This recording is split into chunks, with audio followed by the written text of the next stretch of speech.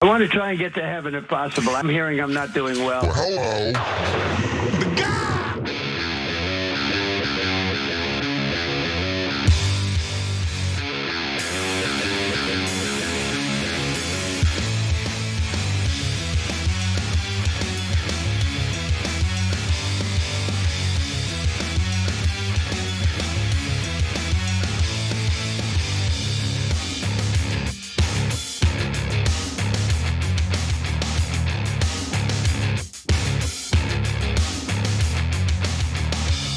All right, welcome to the Young Turks. Cenk Uygur, Anna Kasparian, the online news show here.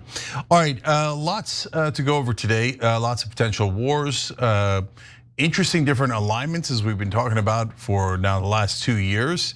So Rand Paul comes over to our side on Venezuela, and so does Tucker Carlson. Fascinating, fascinating. We have not moved at all, and yet things are realigning all around us. Yeah, nothing makes sense. The traditional political labels make absolutely no sense.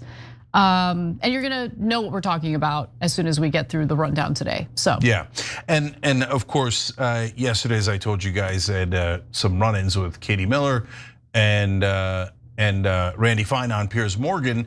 And Katie Miller, I did not know this at the time, threatened to deport me. Denaturalize and deport me. I didn't hear it over all the arguments.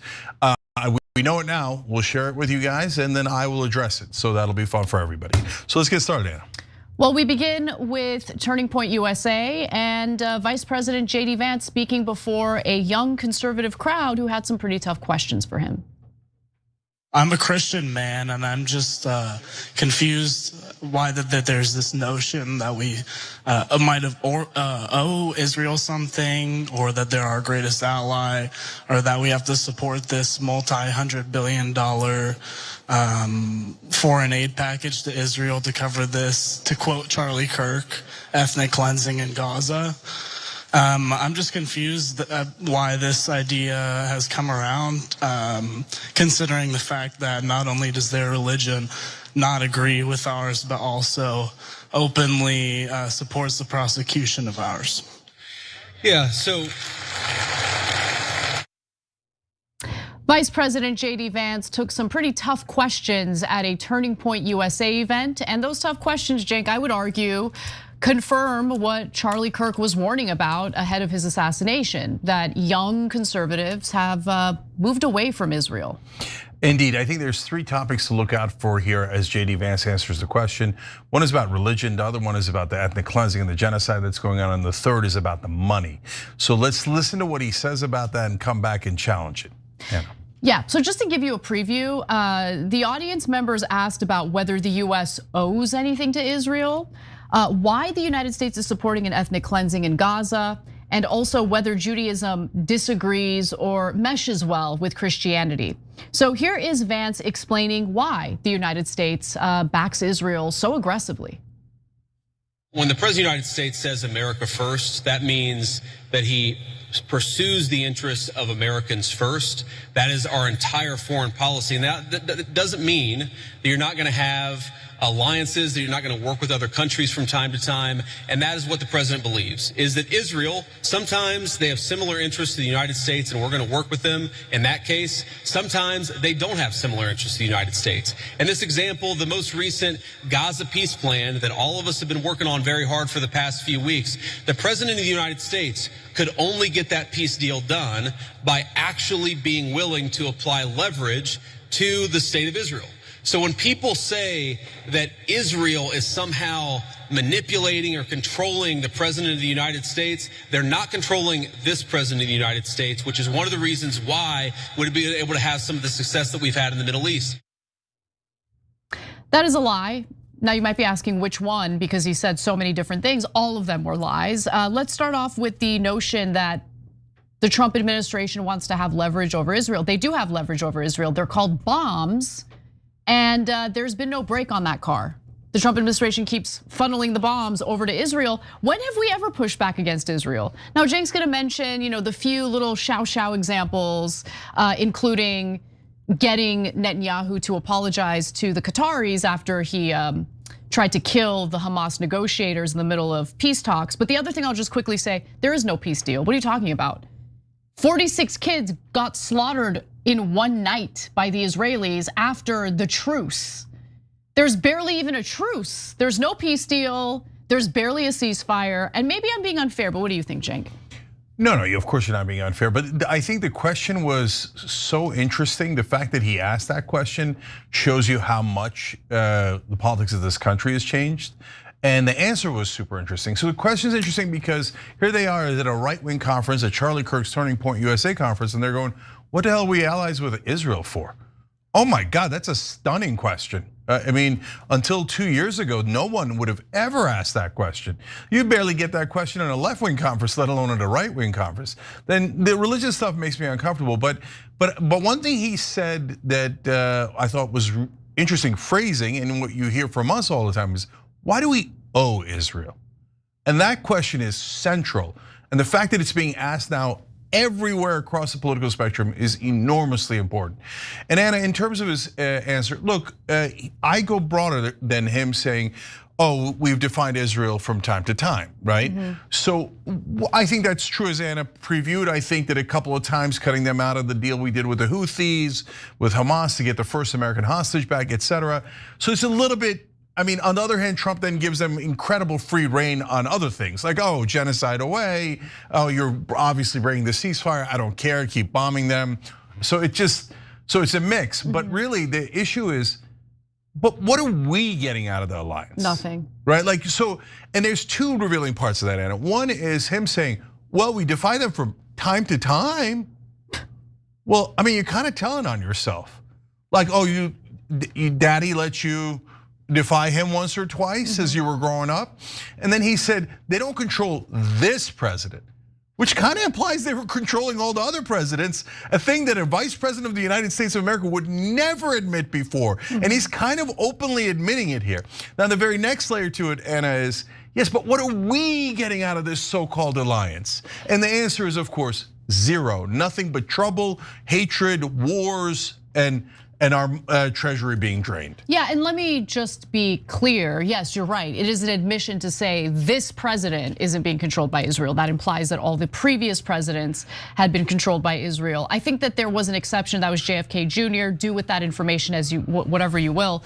But Donald Trump is very much in the group of presidents that goes along with what Israel is doing, save for a few minor areas in which he pushed back a little bit. But right now, he's still, advertising this so-called peace deal when there is no peace deal. There's no peace deal. There's barely a ceasefire. Israel is still killing people. They just slowed down a little bit in regard to how many Palestinians they're killing each day.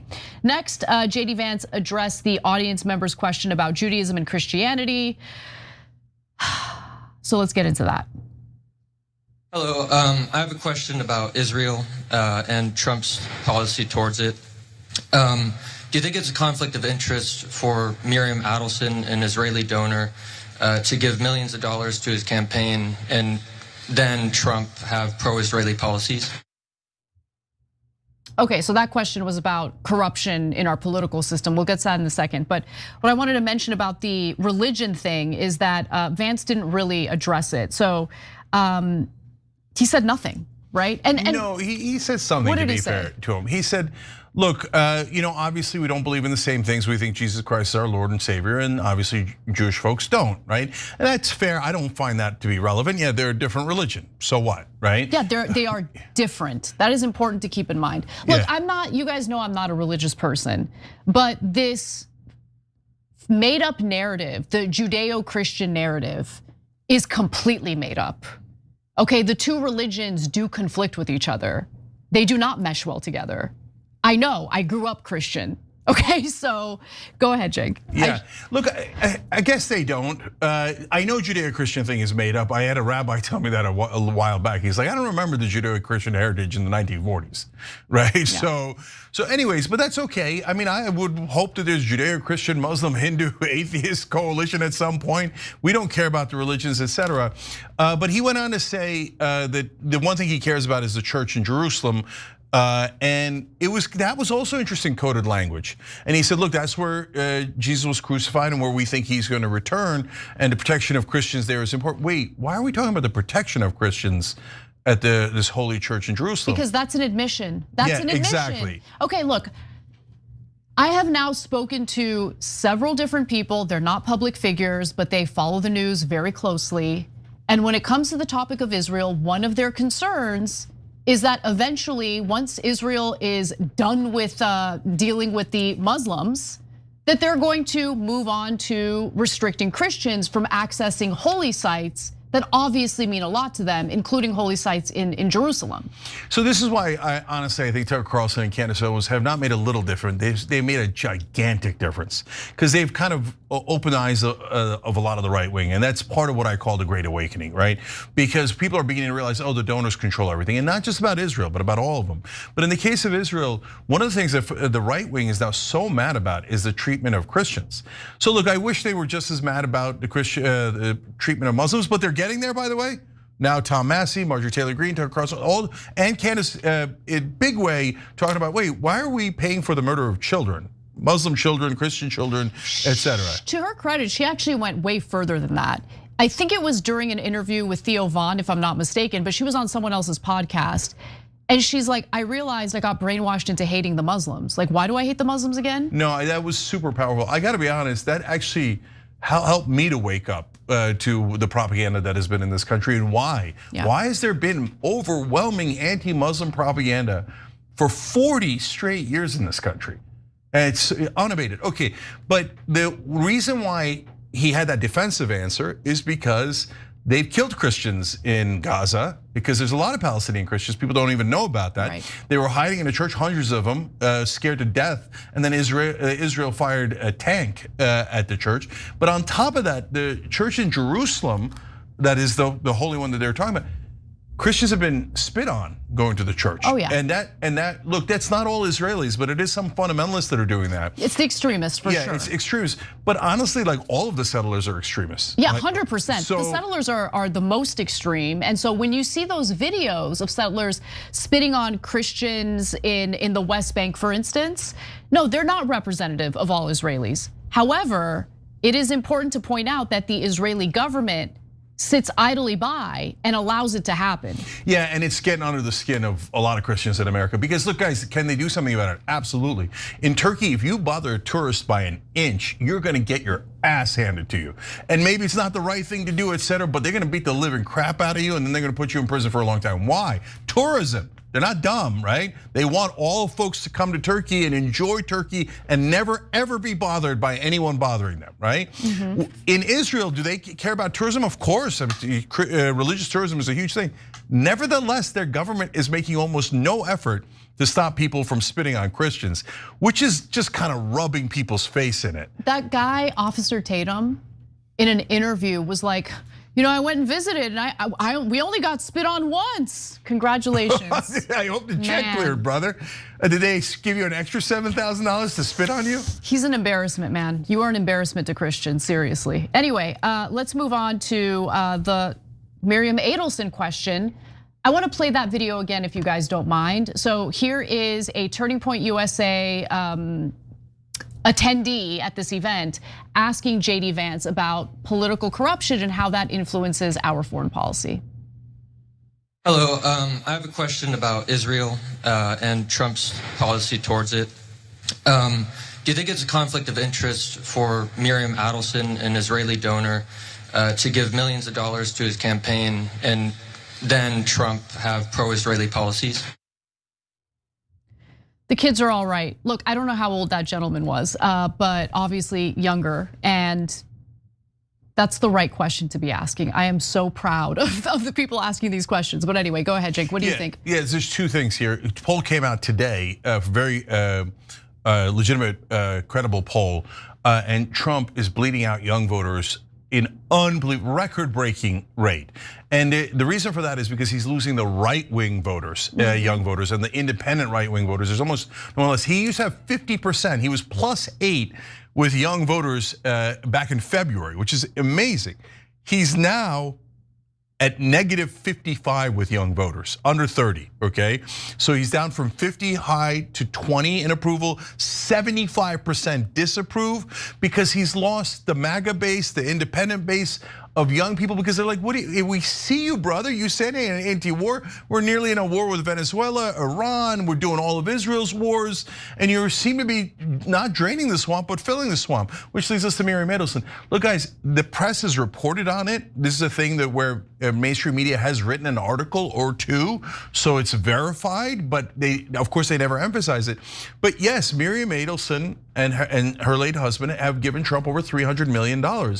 And so for anybody under the age of 30 that has not been brainwashed by mainstream media, which is all of them now, they're like, yeah, that's obviously bribery. Maybe it's legalized bribery, and you're obviously working for her. You gave her the Presidential Medal of Freedom. You've moved our embassy for her, and you said it on tape. We heard you say you moved the embassy for your donor, Miriam Adelson, right? So mainstream media goes, yeah, but that's no big deal. That's awesome. That's wonderful. We cover up corruption. But now social media, online media is not covering up corruption, hence the Great Awakening. So that's how you get the type of question that you just heard being asked to Vice President JD Vance. He went on to provide some examples of Trump being America first. Let's see if we're gonna buy any of them. Well, if you're asking, do I think the President of the United States has a conflict of interest? No, I do not, because I know how the President of the United States makes his decisions and I see it behind the scenes. Now, as the President himself has said, Miriam Adelson, who, by the way, I know and I have a very good relationship with her, she is very clear about the fact. She doesn't hide the fact that she really loves Israel, and that is part of what motivates her political giving. That is a reality. At the same time, the President of the United States is America first through and through. That wasn't convincing to me at all. Okay, I don't know if there's anybody in the audience, right wing or otherwise, that go, oh yeah, that makes me believe he's not following what Miriam Adelson says. Who takes bribes and says, oh no, the bribes had no impact on my policies at all. Just today, I was listening to Colonel Douglas McGregor on Tucker Carlson's show. He actually used to advise Trump on foreign policy. Very clear that that's not happening anymore. But he was specifically talking about how Japan just got a sweet trade deal with the United States, all sorts of cookies, all sorts of goodies. And it's because the leader of Japan gifted Donald Trump a beautiful set of golf clubs, not golfing, golf clubs. Beautiful, beautiful, top of the line golf clubs. It doesn't take much to buy Trump. Sometimes all it takes is a compliment. Sometimes a set of clubs, right? Yeah. $300 million though, that's gonna talk. So I wrote a lot about this in my book, Justice is Coming, and they got a lot of things, not just for Israel. They had some charges that were that they got rid of for Sheldon Adelson for foreign corruption, because he makes most of his money in China, Macau. Okay, so the Adelson family is a family that serves Israel, makes their money in China. But guys, if I ask you, and you've been following the news, who are the top foreign policy influences on Trump? You would name some logical people like Marco Rubio, obviously, our Secretary of State. And you might name another couple of influential people in the White House. You might say Stephen Miller mainly does domestic policy, but is he pushing towards a pro-Israel stance, obviously, et cetera. No one would have a top 10 list, and I don't think anyone would really have a top 5 list that didn't include Miriam Adelson. Like, is Miriam Adelson a massive influence on foreign policy in America? At a bare minimum, of course, if she's not the only influence, she's certainly a massive influence, right? And the family overall has given Trump $337 million. But it's not just about Trump. Remember, they also, AIPAC #1 donor to Joe Biden, but also what the Adelsons and the AIPACs of the world do is they hang it over the heads of others. They go, now, if you're a good boy, JD Vance, you will also get Miriam Adelson money when you run for office. And all of you congressmen and all your senators, remember the Israeli lobby funds 90% of Congress. Right. Again, these are facts hidden from you from mainstream media, but as you see at a Turning Point USA conference, filled wall to wall with right wingers, they found out anyway. I love it. Keep asking the questions. These are the right questions to be asking, and we'll see how this plays out, but I'm loving what I'm seeing. For now, let's take a quick break, and when we come back, we'll get into Stephen Miller's wife, Katie Miller, threatening to revoke Cenk's naturalized citizenship because her feelings got hurt, literally. We'll be back.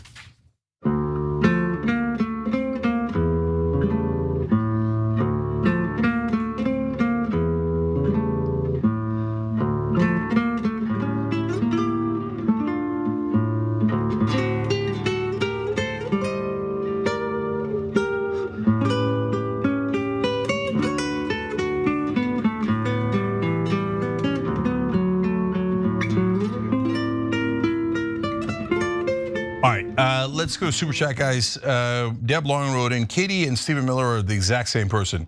Both are ghouls playing victim. The fact she threatened Cenk's citizenship is disgusting, yet on brand for how hateful she is. Sending you love, Cenk. Thank you, Deb, appreciate it. Chrome Chin Chiller writes, and it's very obvious why US government pours billions into Israel's ethnic cleansing of Palestine. Simple answer, to destabilize the Middle East for oil. UN walks out on war criminal Netanyahu. Even the rest of the US allies that were also funded by Israeli lobbyists too, still not clear message for US government. So look, I think that that's a mixed bag. So is a huge percentage of it because they are funded by the Israeli lobby? Yeah, I think that's like 80 to 90% of it. The other 10 to 20% is other factors. Defense contractors that love war. They're like, oh, Israel's starting new wars. We're gonna make billions. Right? There's no question about that. And yes, if you destabilize the Middle East, oil prices go up. So oil companies are generally happy with that. But the oil company thing has gotten a little bit more complicated, as you're gonna see in the Venezuela story, because they're now opposed to Marco Rubio's plans. Interesting, well, we'll get to that. Okay, by the way, you know I'm wearing this shirt, and that means the American people love Palestine, even if our government is betraying us and the Palestinians. And so if you wanna send a message, wear that around. And so far, people that have worn it around are saying, oh, people love this shirt. And it's getting a lot of good comments, so that's great. I love to hear it. And all the proceeds are going to Palestine's Children Relief Fund. So that's a shoptyt.com, shoptyt.com. Okay, AJ Nestor, thank you for being on a 7 streak. That's apparently a new thing on Twitch. I'm enjoying it, okay? Real Strategy Gaming says on Twitch, they kill Christians in Nigeria and Sudan by the thousands. No one talks about it because they have no influence or power in the West. Because we don't fund it. Yeah, that's we don't fund it. We don't fund it. We don't fund it. We don't. That talking point makes me want to rip my hair out. We have blood on our hands because we are funding and supporting and whitewashing and providing cover for the atrocities carried out in the Middle East. We are very much involved. Yeah. Now in Sudan, you could make the argument that, well, we're allies with the UAE, and the UAE's involvement is definitely getting people killed. There's no question about that. But that's not the same as being directly involved the way that we are with Israel. Yeah, we're not paying for a genocide there. I mean, it's really not that hard to figure out. There's a lot of terrible things going on there. The Uyghur people are in concentration camps in China. But we didn't put them in concentration camps. We didn't pay for the camps. In Israel, we do pay for the camps and we pay for the bombs. And we've turned Gaza into one giant concentration camp and we let Israel take half of it. And we did it with our money. So that's, of course, the giant difference. Wedge says, yeah, Miriam loves Israel but hates America. I don't know that she hates America. I don't know about her feelings about America. The only thing I know is to her, it's a very low priority. Israel's when she gave the 300 million to Trump, she wasn't like, look out for the average American. I want you to make America great. No, she's like, no, it's all about Israel. And you have to look out for Israel first through 18th. So we have no opinion. We don't know if she just thinks, oh yeah, America is a convenient host for me to take money from, or if she loves the country, I don't know. Boomer Dragon Cat said, Cenk, you've been all over my screen today. At least 3 big platforms showed it and defended you, including Jen, I've had a platform. Oh, I didn't know that.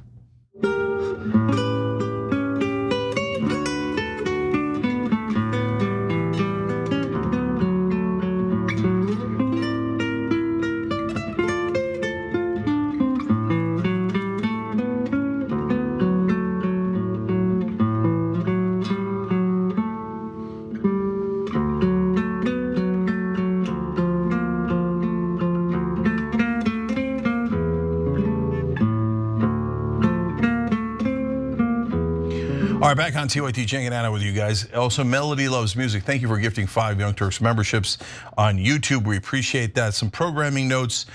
So at 5 o'clock, we're doing the revolution as we usually do these days. Some awesome updates for you guys. And at 5:30, a terrific interview.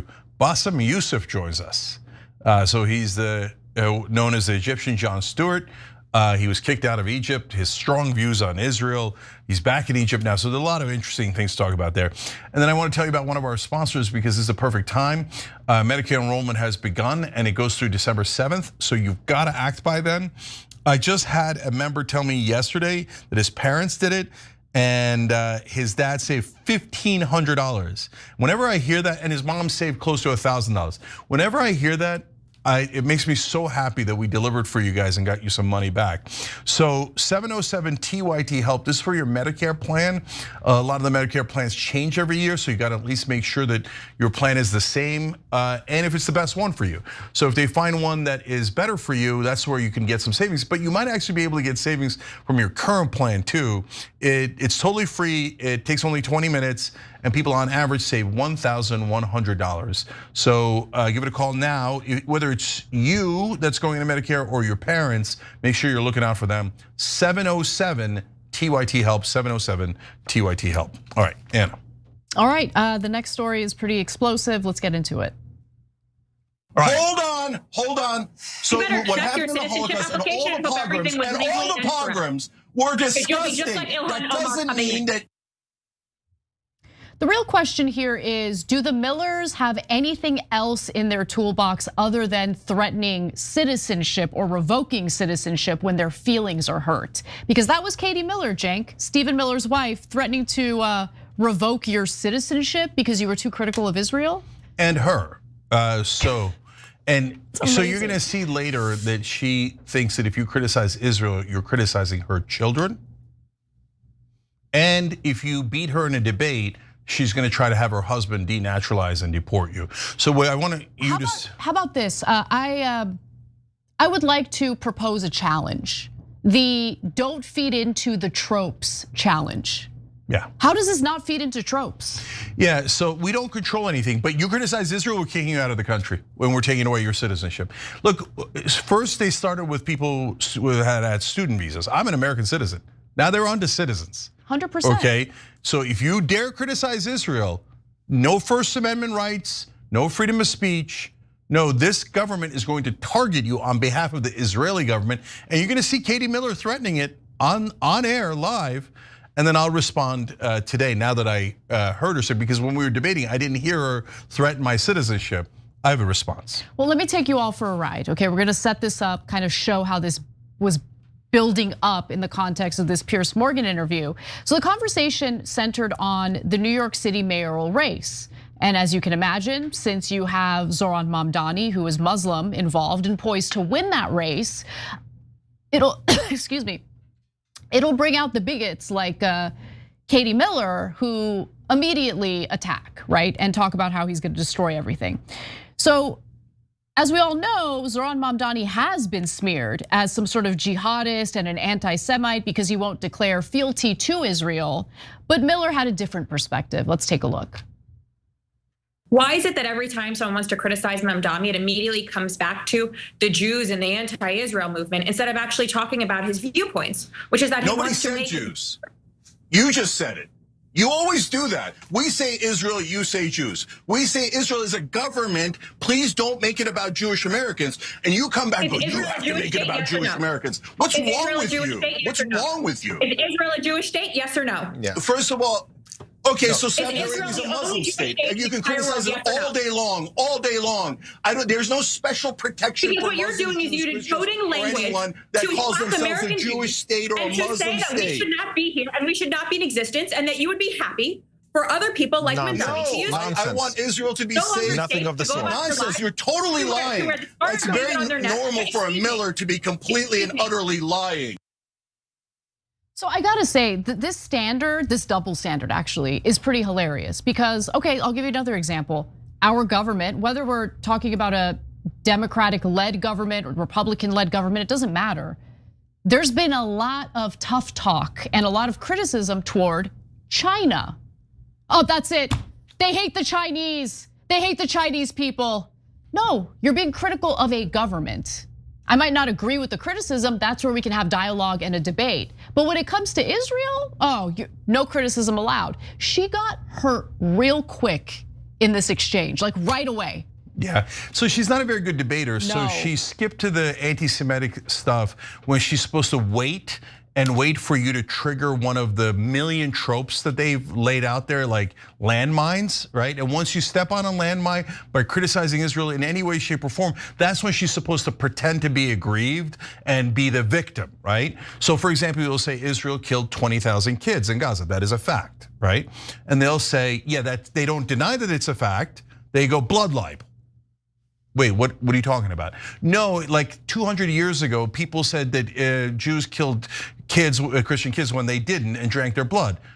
Good news, I didn't say any of that. I said Israel, not Jews, killed 20,000 kids today. So what are you going to blood libel for? Because everything is a trope planted around Israel to protect it. So Anna's right. If England does something terrible, or the UK, or which Norway, they have many times. Yeah, Portugal, whatever. We're allowed to criticize any government. The Greeks, oh yeah, Turks, no problem. Everyone, but if you criticize Israel, trope, you're an anti-Semite. Why? Why do they want to call you an anti-Semite? Because you don't criticize Israel. Right, That's but it. why? So, but like, yeah, okay, you get called a name, maybe you get past it. No, the second part of that is once you're called an anti-Semite, then everyone has to never hire you, never put you on air. It is the ultimate cancel culture weapon. It is the nuke of the cancel culture. Like if you're anti-Muslim, no problem, you'll get back on TV. It doesn't affect your career 1%, right? If you're anti-black, that's gonna affect your career a lot, right? But if you're considered anti-Semitic, your career in media and politics is done. So what she's saying is eliminate him. And in fact, later in the interview, she literally says, I shouldn't be allowed to talk, and that any criticism of Israel is a criticism of her kids. So she spends much of the interview talking about how she's the victim. And I'm not even exaggerating. Think about this. Just put it in context. This is Stephen Miller's wife. Stephen Miller, one of like the most openly hateful, bigoted guys on the planet. He doesn't hide it.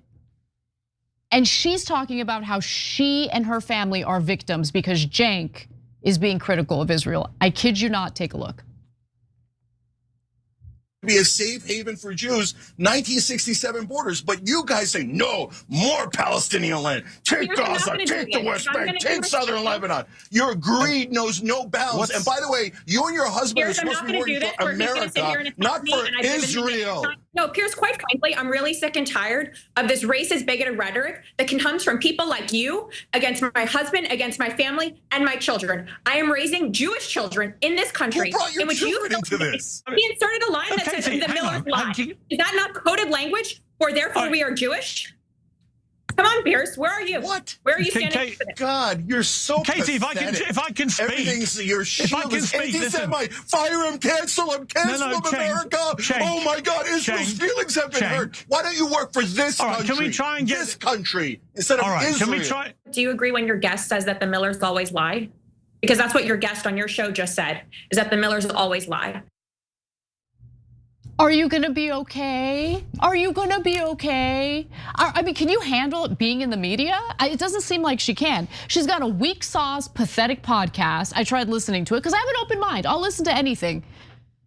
Super lame, doesn't know what she's doing. And then she agrees to go on Piers Morgan's show. Have you ever watched Piers Morgan's show?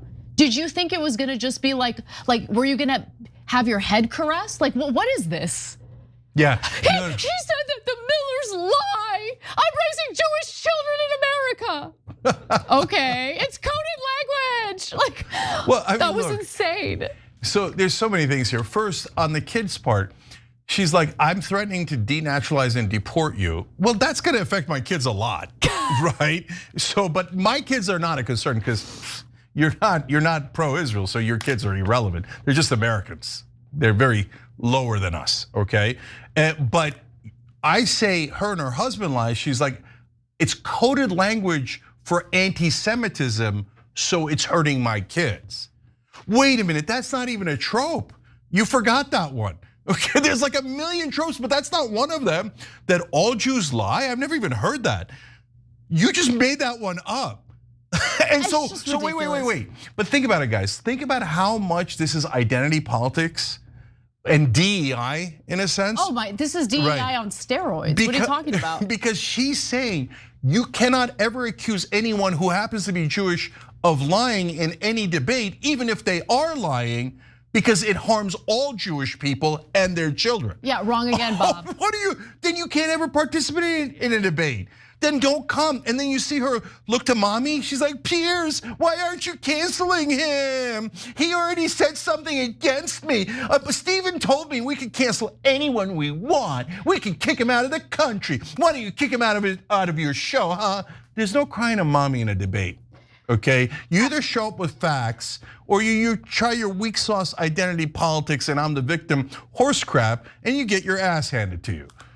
So I can't help myself. I had to show you, because it went on and on. So I have to show you a little more of her whining. It was amazing. Take a look. Mamdani, just as you said here, is a socialist.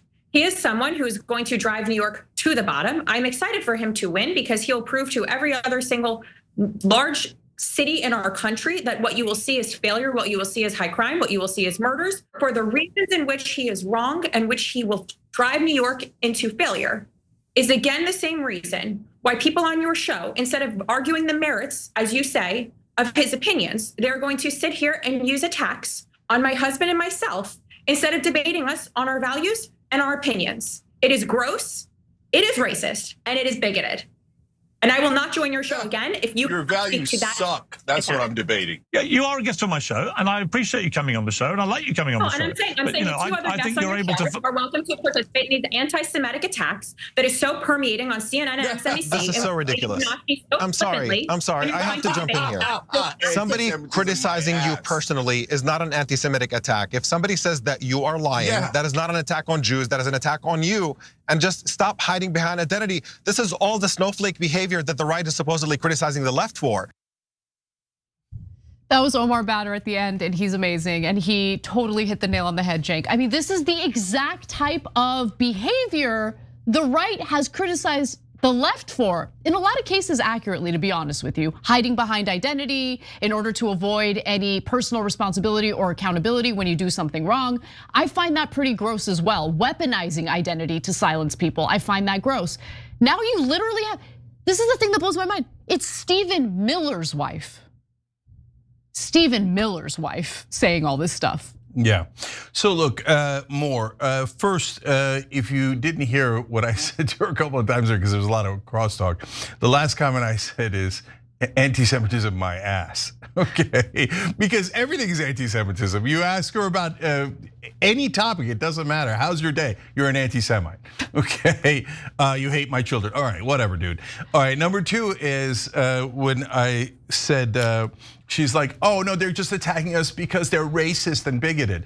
Anna, you're right. I mean, the right wing hates that more than the left wing does. They're supposedly, yeah. And so now she's hiding behind her identity. In fact, later in the show, we talked about Karine Jean-Pierre, and I said the same thing on Piers Morgan that I said the day before on the Young Turks. Yes. Where I said, look, man, I don't care that Karine Jean-Pierre is a black queer woman, as she says like a million times. Yes, but what did you do? I don't care about your identity. Yep. Tell me what your positions are, what your policies are, what your ideas are. So we asked the same thing of Katie Miller that we asked of Karine Jean-Pierre. But what does she do? She does the same thing Karine Jean-Pierre does. She hides behind her identity. You're not allowed to criticize me. You're not allowed to debate me. You're not allowed to say I lie. You're not allowed to do anything because I'm Jewish. And that means you're an anti-Semite for opposing me. But wait a minute, I agree with other Jews, Dave Smith, Glenn Greenwald, Jeffrey Sachs. I can list 1,000 Jews that I love. In fact, I know hundreds of Jews. I don't know one that likes Stephen Miller or agrees with him, right? So if the standard, except for his wife. Yeah, no, I'm sure there are. I just don't know any out of the hundreds of Jews that I know, family and friends. Yeah. They all despise Stephen Miller. So the idea that Stephen Miller and Katie Miller speak for all Jews might be the single most incorrect thing ever stated on Piers Morgan show, which is a hell of a thing, right? Coded language. Coded language for what? Most Jews can't stand you, okay? Look, I will say this about Cenk, okay? He might be a lot of things, but he's not the kind of guy who uses coded language. Yeah. Okay, he comes in like a ton of bricks. Like he just does, that's who Cenk is. He's gonna say what he means, he's not gonna try to cower with coded language. So as she was pretending I was attacking her race, what you might not have heard is I said, no, your values suck. Yeah, no, that was the best line. Okay, that was my favorite line, it was so funny. So it's like, I don't hide a thing, right? I'm gonna come for you 100 miles per hour. Anyway, the other thing about Mamdani, just super quick, we talked about it on the show before. Mamdani has more, according to the polling, every poll, more Jewish support than any other candidate in New York.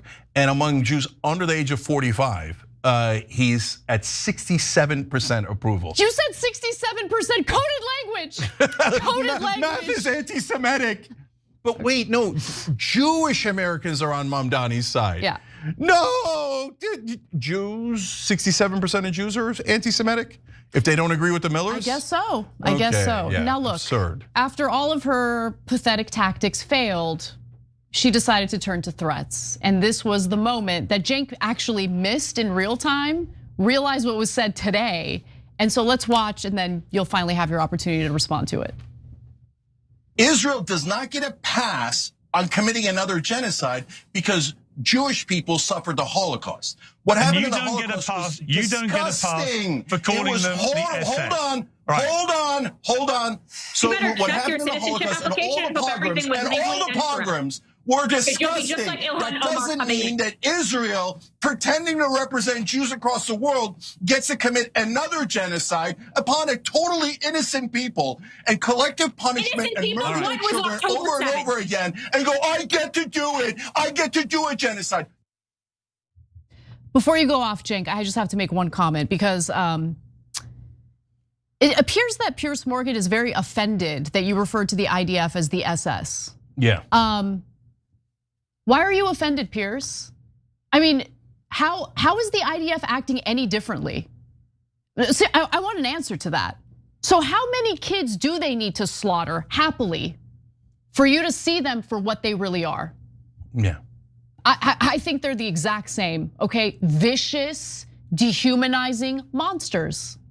And I would never apologize for saying that. I think calling them SS is totally right. Go ahead, Cenk. I don't care. Oh, well, it's so insulting to Jewish people. Is it? How about what the IDF is currently doing right now? Are we just gonna provide cover for that because they happen to be part of Israel and we always provide cover for Israel regardless of how many innocent people they slaughter? No, I'm not falling for that. I don't care. The Holocaust doesn't give you license to carry out the exact same atrocities and not get criticized for it. Go ahead. Yeah, so what you might not have heard because they kept interrupting me is I was saying that the Holocaust and all the pogroms that Jews have gone through in history are disgusting. And it's terrible what happened to Jewish Americans. Then I went on to explain the reason that I mentioned the SS line is because, look, you can compare it to any soldiers of any genocide. And I mentioned the Ottomans doing it to the Armenians. So that is, of course, my ethnic group, Turks. And you could say they were Turkish soldiers or Cambodian soldiers that worked with Pol Pot or Serbs in Srebrenica, etc. Are you saying that we're allowed to criticize all of those other races, religions, countries for doing a genocide, but the one country we're not allowed to criticize for doing a genocide is Israel? Well, then you're proving my point, which is, no, Israel is allowed to do one. They get a pass. They get a free pass on genocide. No, they don't. No, they don't. Can I just say something? 1.5 million Armenians were slaughtered by the Turks in 1915. And by the way, there were a ton of massacres prior to that as well. I would never in a million years run around weaponizing my identity to prevent anyone from criticizing me or Armenians if Armenians engage in bad behavior. It's not the 1940s anymore. You don't get to use that victim card to provide cover for the atrocities that are being carried out by Israel. I find that disgusting, right? Using and weaponizing the tragedy of the Holocaust in order to provide cover for very similar atrocities that are being carried out against the Palestinian people. That victim card thing doesn't work anymore. It's over. Yeah, and so look, last couple of things here on the kids as an example. So I also explained on the show, 60% of the kids were killed according to a study by the BBC in Gaza with either head or chest shots from snipers from hundreds of yards away, 60% in the study that they did. So that is the IDF/SS looking, going, oh, by the way, they were all under 12. Oh, there's a 5-year-old. Who's gonna take the shot to murder him? Are you gonna get him through the brain or the heart? Oh, there's a 3-year-old, there's an 11-year-old. You're telling me that's not the SS? They have an 83% civilian kill ratio, the worst of any terrorist group in the world. That's the IDF. Worse than Hamas, worse than Al Qaeda. I'm not talking that they're worse overall. I'm just saying in terms of purposely, intentionally killing civilians. Their civilian kill ratio is worse than any terror group and worse than Assad, the butcher in Syria, okay? So if that's not a genocide and that's not your country you're allowed to criticize, I don't know what is. So that really gets to the heart of not Israel, not even the New York race. It gets to the heart of America and who are we? Because we started talking about the New York race and she turned it into you're not allowed to criticize Israel, otherwise I'm gonna kick you out of America. How about you get out of America? How about you go live in Israel? How about this is America, where we have a diverse population of people who have all types of different faiths, all types of different nationalities and backgrounds, and they're here because they want to be Americans. They're here because they love America first and foremost. All these people running around trying to silence Americans or leech off of our resources for a foreign country, get the F out of our country. And I mean that with my whole chest. I loathe these people because I see them as traitors to this country. I see them as individuals who use and abuse this country on behalf of a foreign country. Get out. You love Israel, go live in Israel. Why aren't you living there? I don't get it, Cenk. I know why. I wanna, look, eventually one day when I retire, I wanna lay on a beach in Italy, but that's not because I dislike America. I freaking love this country, okay? But I would never imagine lobbying hard to send over our resources and have our soldiers fight on behalf of Italy or Armenia or any other country. These people, they feel so entitled to it, and that's what drives me crazy. And then you have an entire political and media class that reinforces that narrative. No, we don't owe Israel anything, not a single dollar. Unfortunately, we have a bunch of politicians who are bribed and blackmailed into giving Israel anything and everything they want. But I don't co-sign onto that. I'm an American. I love this country. Yeah, so what I would say is that they're traitors to the idea of America. No, they're traitors to America. Okay, so why? She doesn't love America. Sorry, Jake, go ahead. So why are they? You said, why are they here? Well, first of all, they were born here, to be fair, right? So I don't mind them being here, but I mind them serving Israel instead of us, especially when they're in the government. And she's not in the government, by the way. She's just a princess, Princess Snowflake. She's married to the nobles. So she's married to Stephen Miller. So she says, oh yes, as the wife of one of the nobles, one of the lords in the Trump administration, I get to unilaterally cancel your citizenship. That's not how this country works. So maybe that's how Israel works, where you're like, oh, you're Muslim, that's it, you're canceled. Or maybe we murder you, maybe we kick you out, but you have no rights at all. Yeah, open up some space that's for the Israel. pedophiles. That's not here, that's not America. And by the way, now the right wing is on our side, and now young Jewish Americans all the way up to 45 years old are overwhelmingly on our side. And soon almost all Jewish Americans will be on our side. The only people left will be these pro-Israel radicals. And we never bring up religion. Every single time it's the pro-Israel radicals that bring up religion, right? So maybe others say it, but we certainly have never said it. We never say, oh, it's the Jews or anything along those lines. In fact, we do the exact opposite. We love our Jewish brothers and sisters, and we're not just saying that, they're Americans. It means something to be an American. That means you're one of us, okay? But what Katie Miller is doing is she's betraying that idea that you're one of us. She's trying to bury Americans on behalf of Israel. Okay, that's what I have a problem with. When you're trying to destroy the lives of your fellow Americans because they hurt your feelings when they commented on a foreign country that you have far more loyalty to. Yeah, I said it. So it is what it is. It is what it is. I'm not gonna hold back and I'm not gonna pretend like I'm not seeing what I'm seeing. The fact that she threatened to revoke your citizenship because you're critical of Israel is disgusting, and she's a traitor to the country. That's all I have to say about that. Yeah, okay, last thing from me. Guys, what authority does she have to revoke anybody's citizenship? She's saying, since I'm married to a noble, to an elite, and you are embarrassing me in this debate by being right, and I have literally no facts to back me up. All I have is charges of racism and anti-Semitism, right? But it doesn't matter, since I am one of the elites, I get to cancel any American that criticizes me or Israel. I don't know anything more un-American than that. I just don't. And so at this point, they're getting a twofer, the Millers and the other pro-Israel radicals. They're like, we get to enjoy beautiful America. We get to direct America's money to Israel. We get to do propaganda here against all Muslims because Israel's has continually attacked their Muslim neighbors and taking their land. And then we make America fight all those wars against those Muslims instead of Israel. So it's a giant win for them because they take everything they need from America, give it to their actual country that they're loyal to. And by the way, in all of this, did you ever hear me say anything about Turkey? Never, right? Because what do I care? I'm an American. The only thing you say about Turkey, and in the context of that interview, is you talked about the Armenian genocide. Yeah, that's a great point. I never say anything where, well, you owe Turkey. You're anti-Turkish if you criticize the government of Turkey. Like, I would never say anything that absurd. In fact, as Anna pointed out, I criticize the government of Turkey. You know why? I'm an American.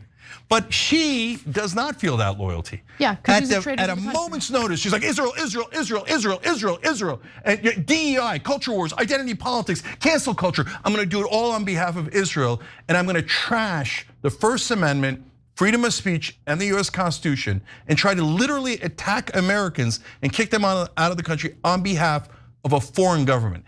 And not only is that the most un-American thing you could do, it's also the very last thing you do if you want to be America first. Yeah. That is not America first, that's America last. When we come back from the break, we'll also get into the debate that Cenk had with the grotesque Republican Congressman Randy Fine on the same program, The Piers Morgan Show. We'll be right back. Anti-Semitism.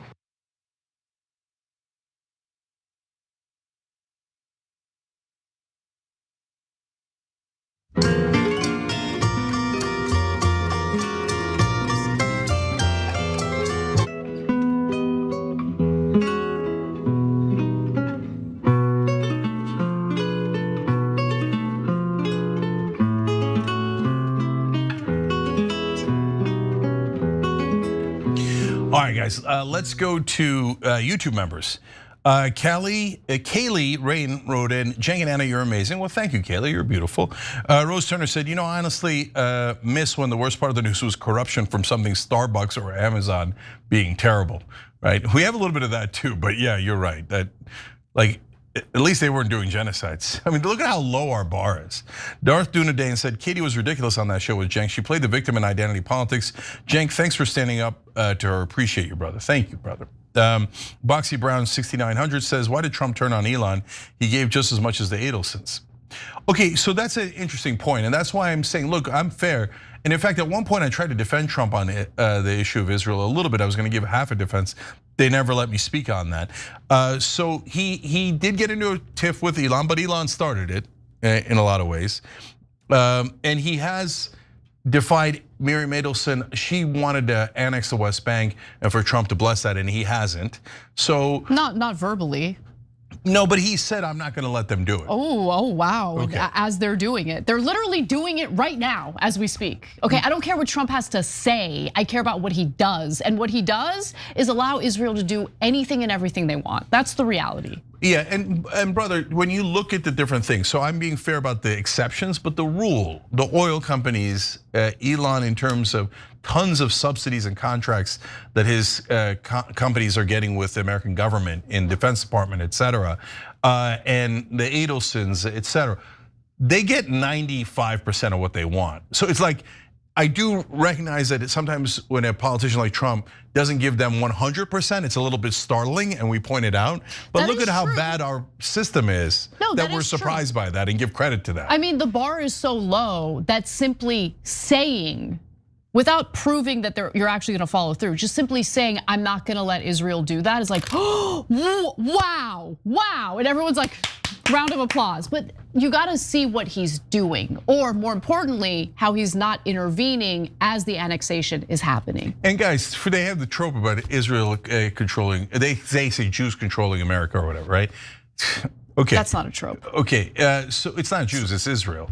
Oh yeah, Israel, that. Yeah. So, but when you say we're gonna kick you out for criticizing Israel, when you say I want all Israel to get the money, and every other thing that they say, well, what are you saying? You're saying both. I want to be able to control America, and I don't want you to be able to complain about it. Well, then by definition, that means you're controlling things, right? And it's not Jews, it's pro-Israel radicals. So Carol Ghosh says, Democrats need to seize the moment and try to pick some of these young voters. Well, some of us are trying to actually give them real populism, so you're absolutely right, Carol. Jen says, you make us so proud, Cenk, thank you. The great Mandini says, wait, Stephen Miller has values. Joe S says, I think people are getting the message you aren't immediately anti-Semitic to criticize the government. Thank you, Joe. Yes, a lot of people are finally getting that message. And remember, it's a talking point. They've used it callously and endangered Jews while doing it, by the way. Crystal said, I bought the narrative of what the US was spewing after 9/11. My gosh, I was stupid and uneducated. I don't know about that. Boko says, I'm Jewish. I'm not insulted. I'm ashamed of the IDF. Bo, way to be principled. Love you, brother. All right, we'll be right back.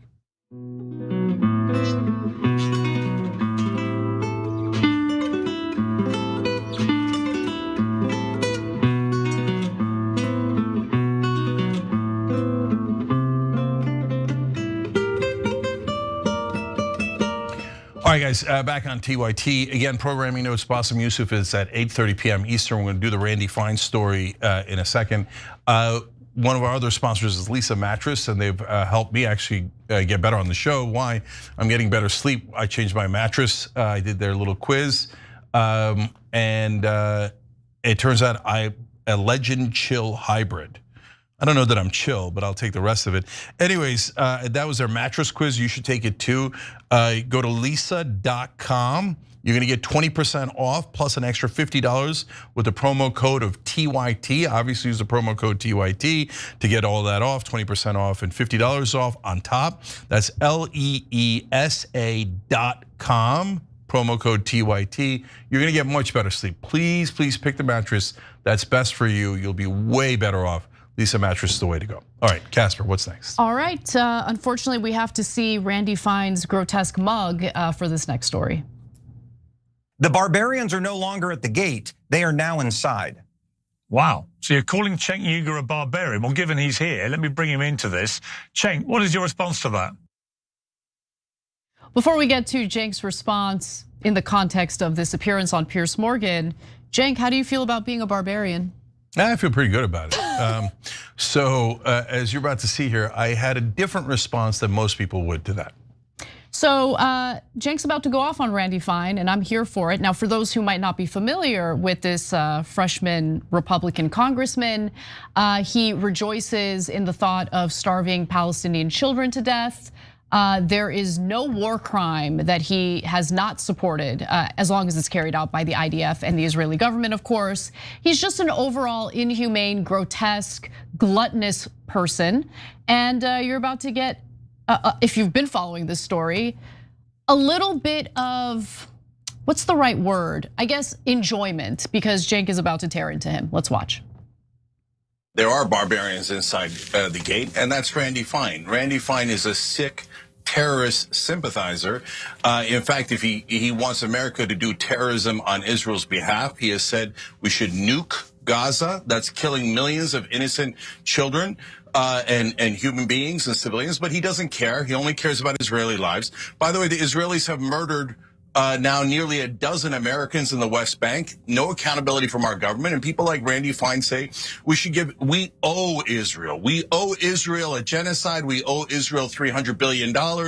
We owe them no accountability at all when they kill American citizens. They had a pervert Israeli government official that came here in Vegas and tried to rape our children, and we let him go. That's insane. Randy Fine, are you asking for the sick Israeli government to return the pedophile so he could face justice here? No, Randy Fine represents Israel, not America. Just want to note for the record, and you can check for yourselves, Randy Fine never answered the question about Tom Alexandrovich. That's the Israeli pedophile and government official who was allowed to just go back to Israel after he got caught up in an FBI sting operation in which he thought he was meeting up with a 15-year-old girl to have sex with. Cenk, back to you. Yeah, and so our government also does not ask for Mohammed Ibrahim back. He's a 16-year-old kid that lives in Florida, and they can't bring him back to Florida because he's in an Israeli gulag. They asked him, what's the crime? They said he saw someone else throwing a rock. He's lost 30% of his weight. He's got a terrible disease now. He's not allowed to talk to his parents ever. And the Israelis go, we might never return this American kid. Yeah, because the Israelis are terrorists. Yeah, that's what they are. We support a terrorist regime. I get that the Israelis are terrorists, obviously, right? But our government is supposed to fight for us. So they've killed all those Americans in the West Bank, no accountability. They kidnapped one of our kids, no accountability. They come to rape our children, no accountability. Why did we return him? And what is Randy Fine doing to get that pervert back here to bring him to justice? Nothing, because that's literal. He represents Israel. He doesn't want him back. He would never want him back. He would want to protect him. Every reporter should ask him, are you doing anything to get this guy back to either bring the Palestinian American kid back to America where he lives in Florida, right? Are you doing anything about the pedophile? And he's not, because he's not in the business of protecting America. He's in the business of protecting his beloved real country, Israel. So ironically, this guy accuses me, Mamdani, and Ilhan Omar of dual loyalty when we never talk about Uganda, Somalia, or Turkey. Dual loyalty? Are you kidding me right now? Cenk has been so critical of Erdogan, the leader of Turkey. I mean, he's been critical of, obviously we've talked about the genocide on this show multiple times, including today, prior to this. The Armenian genocide. Yeah, the Armenian genocide. As opposed to the Israeli genocide. Right, exactly. Or the Palestinian genocide done by the Israelis. Exactly. Yeah. So, I mean, no, I've never got a sense that there was dual loyalty when conversing with Cenk Uygur. I do get that sense with a lot of Israel supporters who are American citizens and seem to feel entitled to our tax dollars and our resources getting funneled to a genocidal, terroristic government. Yeah, can I just, one more quick thing about dual loyalty. So look, are there like Greeks who love Greece and people from the Philippines who love the Philippines, even though they're American citizens and they have some affinity for their home country? Of course. That's the most normal thing in the world. And you're allowed to say that about Greeks or Turks or Italians, that's fine. But somehow you're not allowed to say it about Israel. Like you can criticize or compliment or whatever you want about any other country, but Israel has special rules. And they enforce this through cancel culture in media and in politics so thoroughly that you're not even allowed to question, wait, aren't they getting special rules? Isn't that super weird? But cancel culture doesn't even describe the extent of it, Cenk. It's the most thuggish, mob-like behavior I've ever seen. And I really do mean that, because it's not that they'll come after you and get you fired and then it ends there. They will try to destroy the lives of every single one of your family members. They want you to be destitute, jobless. They want everyone in your family to suffer merely for criticizing a terror state. And that terror state is the state of Israel. Yeah, so there's it's crazy. So there's real anti-Semitism in the world, but these guys, the pro-Israel radicals, they use it as a weapon. So they don't mean it. They know that nobody's being anti-Semitic. They know that it's a normal criticism of any government, let alone a government committing a genocide, let alone a government committing a genocide that's taken $300 billion from us and demands more and more and more. But they use anti-Semitism as a weapon to try to finish any opponent of Israel in this country. Yeah. And by the way, then their #1 ally in that fight forever and ever has been mainstream media. Mainstream media has done their dirty work for them. Oh yeah, oh he's an anti-Semite. He should be canceled. He should be fired from every job. He should never be allowed on air. What a terrible, hateful person. Well, Cenk, now we know why though. I mean, now we know why, right? Like there are billionaires of all different backgrounds, okay? But what's interesting is when you have a Zionist billionaire or billionaires like the Ellisons, for instance, they are going to use their resources to rig the game in favor of Israel. And that's exactly what Larry Ellison is doing in regard to surveilling every American 24/7, recording what they're doing 24/7 so everyone's on their best behavior. His son David Ellison didn't spend $150 million on the free press because the free press is a media juggernaut. Okay, according to Financial Times, he bought the free press because of its pro-Israel bias and then made Barry Weiss, a hardcore Zionist, by the way, the editor-in-chief, the essential editor of the news division for CBS after the Paramount Sundance merger happened. Yeah, no, what happened there is unbelievable. If you're not in the industry, you don't know, but people in the industry do know, and they overpaid her by at least 3x. Why did they do that? Because they're sending a message to everyone else in online media. If you're good boys and girls and you work for Israel, you're gonna get massively overpaid. If you criticize Israel, no offers, no money. By the way, we don't control anything. We don't control anything. But Larry Ellison bought TikTok. By the way, massive changes already on TikTok. So if you're trying to criticize Israel on TikTok, good luck, okay? Yeah. So, but they don't control anything. They happen to buy all of this stuff. And by they, I don't mean Jews. Most Jews are wonderful people in this country and don't want a genocide. I mean the pro-Israel radicals like Larry Ellison and Randy Fine. I want to be fair to Randy Fine and give him an opportunity to respond. So let's watch. The notion that I am more loyal to Israel than I am the United States is part of it. Israel is fighting a war of civilization on our behalf. The reason we need a Jewish state of Israel is because of the Muslims that surround it. And so I stand with Israel because I believe Israel is fighting the same fight that we have here in the United States, the same fight that people like Mandami and Cenk, wealthy Muslims who move here in order to change the complex and the nature of our country, are going to do it. And I won't apologize for that. I am very proud of my views. I'm very proud of my faith. I'm proud to be the first member of Congress in the history of the United States to wear a yarmulke.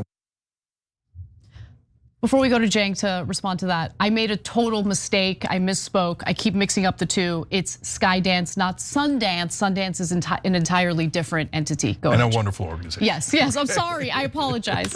And thank you to Sean for the correction. Yeah, I decided that this debate should be known as Uygur versus Ogre. So this guy, look at what he just said. He said, we're helping Israel because they're surrounded by Muslims.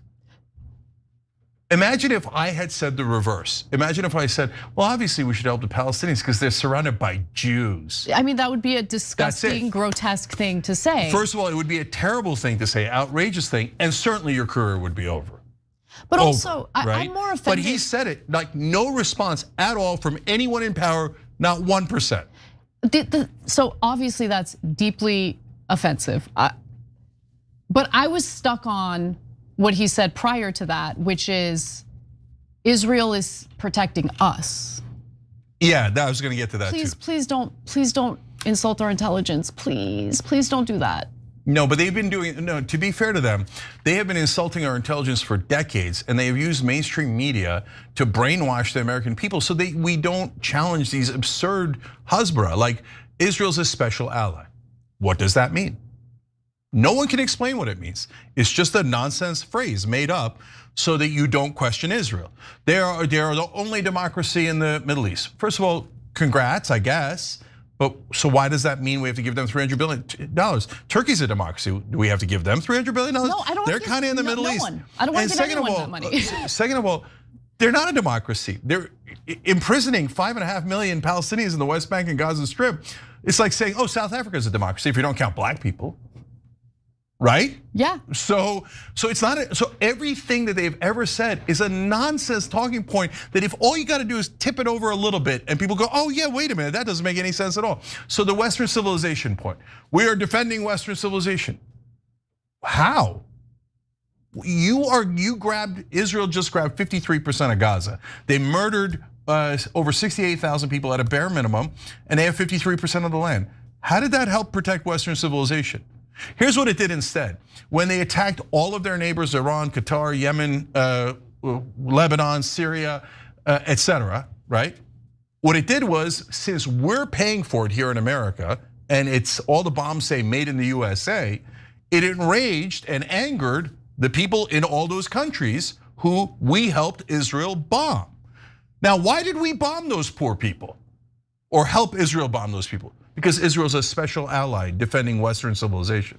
No, that's just nonsense talking points to get you to attack all their enemies for them. Forget the $300 billion, we spent $8 trillion on the global war on terror. Well, the main thing was Iraq, right? Well, Iraq attacked us on 9/11. Oh, they didn't attack us on 9/11. In fact, Iraq used to attack Al-Qaeda, who attacked us on 9/11.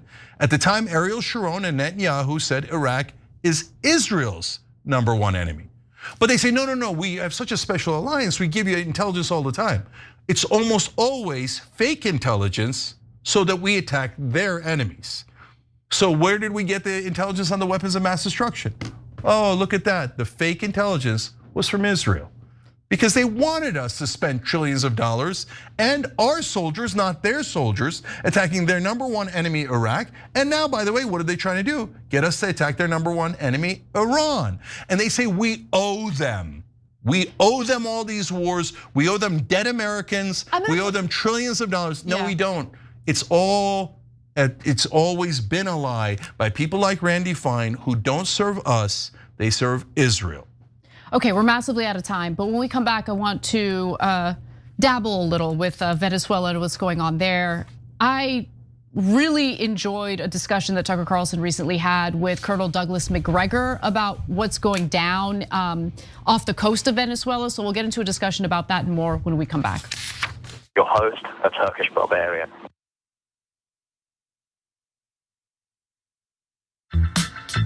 I went to Kentucky Fried Chicken when I first got my license, like 17 years old or 17, 18, whatever it was.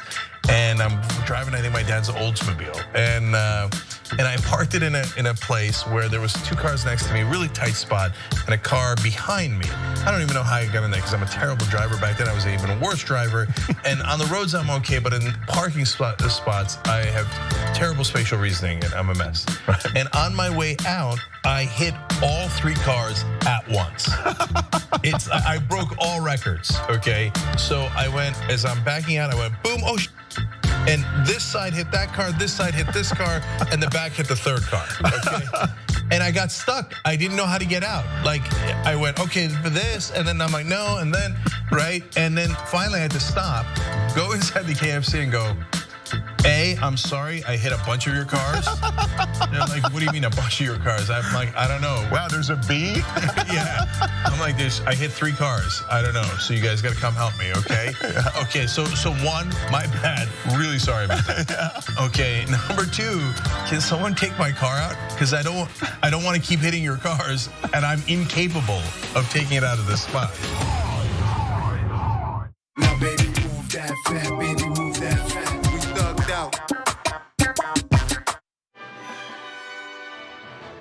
Hi, I'm Brett Ehrlich with Breaking News with Brett Ehrlich. This is Breaking News with Brett Ehrlich. Hi, Brett Ehrlich here.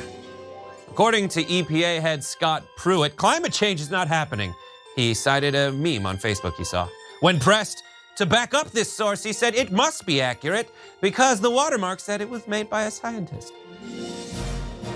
So, your move, Truth.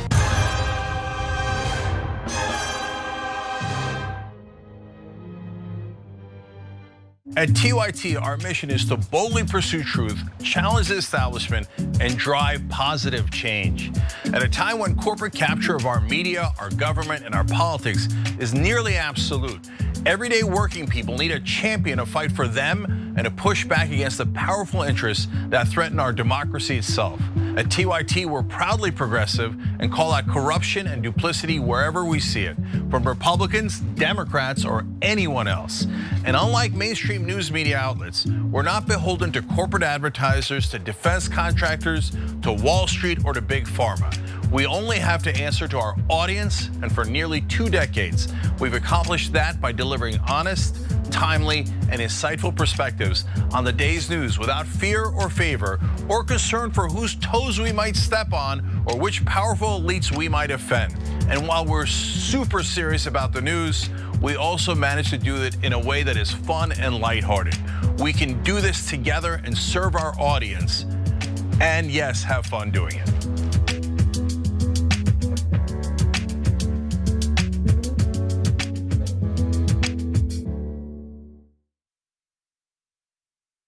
You are the media revolution. You are much needed. TYT, TYT. The place is like 95% TYT on.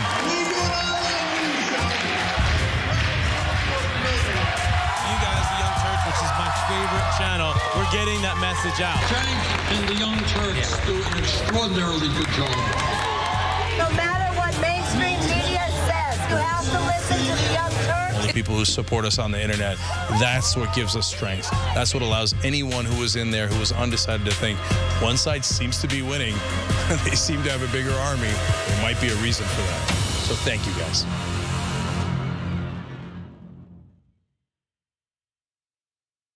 The people like Mandami and Cenk, wealthy Muslims.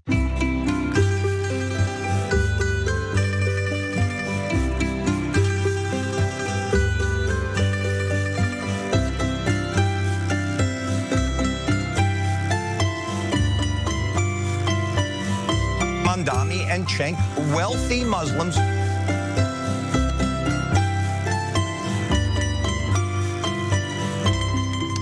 All right, back on TYT. So I didn't know that I was a wealthy Muslim. I just found that out. We didn't even address that. The great Mandini has an interesting idea as a YouTube member. He says, sounds like we need a Cenk the Barbarian t-shirt with Cenk's face superimposed on an image of Conan the Barbarian. We'll have to get the Turkish barbarian. God, that is such an oldie but goodie. Remember what he said about me? He just said, Anna is a woman. Yeah, that old clip that we have. That's when we used to take calls. Yeah. Anyways, I love the idea. We'll tell the thugs at shoptyt.com. Meanwhile, there's a free Palestine collection. America loves Palestine and Palestinians.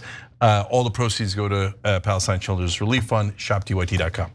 Okay, so let's talk about Venezuela. I loved this particular episode of Tucker Carlson's show because he did pour cold water on the notion that we are inching closer to a war with Venezuela because we want to stop the flow of drugs into the country. But like every part of it was good, every interview in it was good, including an interview he had with a former addict who got clean. So I'm giving you guys this preface because I think you should watch the entire conversation. Doesn't mean I agreed with everything Tucker Carlson said. He said some things about gays that I did not like, but whatever. The heart of the conversation about Venezuela, foreign policy, and how we're handling the overdose epidemic in this country, those were really important topics to broach. With that in mind, let's get to it. No one is asking the American public whether they want another regime change war. No one is asking Trump voters whether they want another regime change war. Nobody cares. So it's gonna happen no matter what people think. In fact, if it does happen, it will likely happen at a time when most Americans had no idea it was about to happen. In other words, it'll be a huge surprise to everyone if this happens. Tucker Carlson believes that we are going to engage in a regime change war with Venezuela, whether we like it or not. What are your 2 cents, Cenk? Yeah, I think this is part of the Great Awakening. So this isn't just about Israel or Epstein anymore. Now we're talking about, wait, we said anti-war. Why are we starting a giant war with Venezuela? I think Tucker's about to ask some really interesting questions. Absolutely. So the Trump administration claims that they are bombing these fishing boats off the coast of Venezuela because they are actually drug traffickers. And we are now engaged in an entirely new militarized drug war. Which, by the way, even if that were true, it's a pretty disastrous way of responding to the overdose epidemic here in the United States, where close to 100,000 people are dying, mostly from fentanyl every year. Now, Tucker Carlson doesn't believe this is about drugs, so he weighs in on what he thinks this is really about. Let's take a look. It's about drugs. That's what we've been hearing now. It's about drugs. But how significant is Venezuela in the hemispheric drug trade? Like if you're looking at the drug trade in the United States, how much of that comes from Venezuela? Well, we have a fentanyl crisis famously. Does fentanyl come from Venezuela? No, it doesn't. Actually comes from Mexico. Huh. What about meth? Well, meth also comes from Mexico. What about cocaine? That would be Peru, Bolivia, and Colombia. You know, I gotta say, he's very informed on this. And when it comes to foreign policy topics, he's more informed than I previously gave him credit for, because he's totally right, by the way, in regard to which drugs are actually harming Americans, where the drugs are coming from, and how in the grand scheme of things, Venezuela is not a major player in the drug trade. And so it's important to know that when you're hearing the narrative from the Trump administration in regard to the military buildup that we're now seeing off the coast of Venezuela. Now, he then hits at Senator Lindsey Graham, and I really enjoyed this for a number of different reasons. Let's watch the clip first, and then I'll tell you why. Venezuela is now partnering with Hezbollah. Hezbollah is running out of money because Iran is weak. That's not new. Partnering with drug cartels in Venezuela. No, it should have stopped. Here's what's new. You got a commander-in-chief that's not going to put up with this crap. We're not going to sit on the sidelines and watch boats full of drugs come to our country. We're going to blow them up and kill the people that want to poison America. And we're now going to expand operations, I think, to the land. We're not going to torture you by replaying that tape, but if you rewind it in your spare time to the point where he says, and I'm quoting, "We're going to kill people," you can see a little shiver of excitement go through his aging frame. We're going to kill people.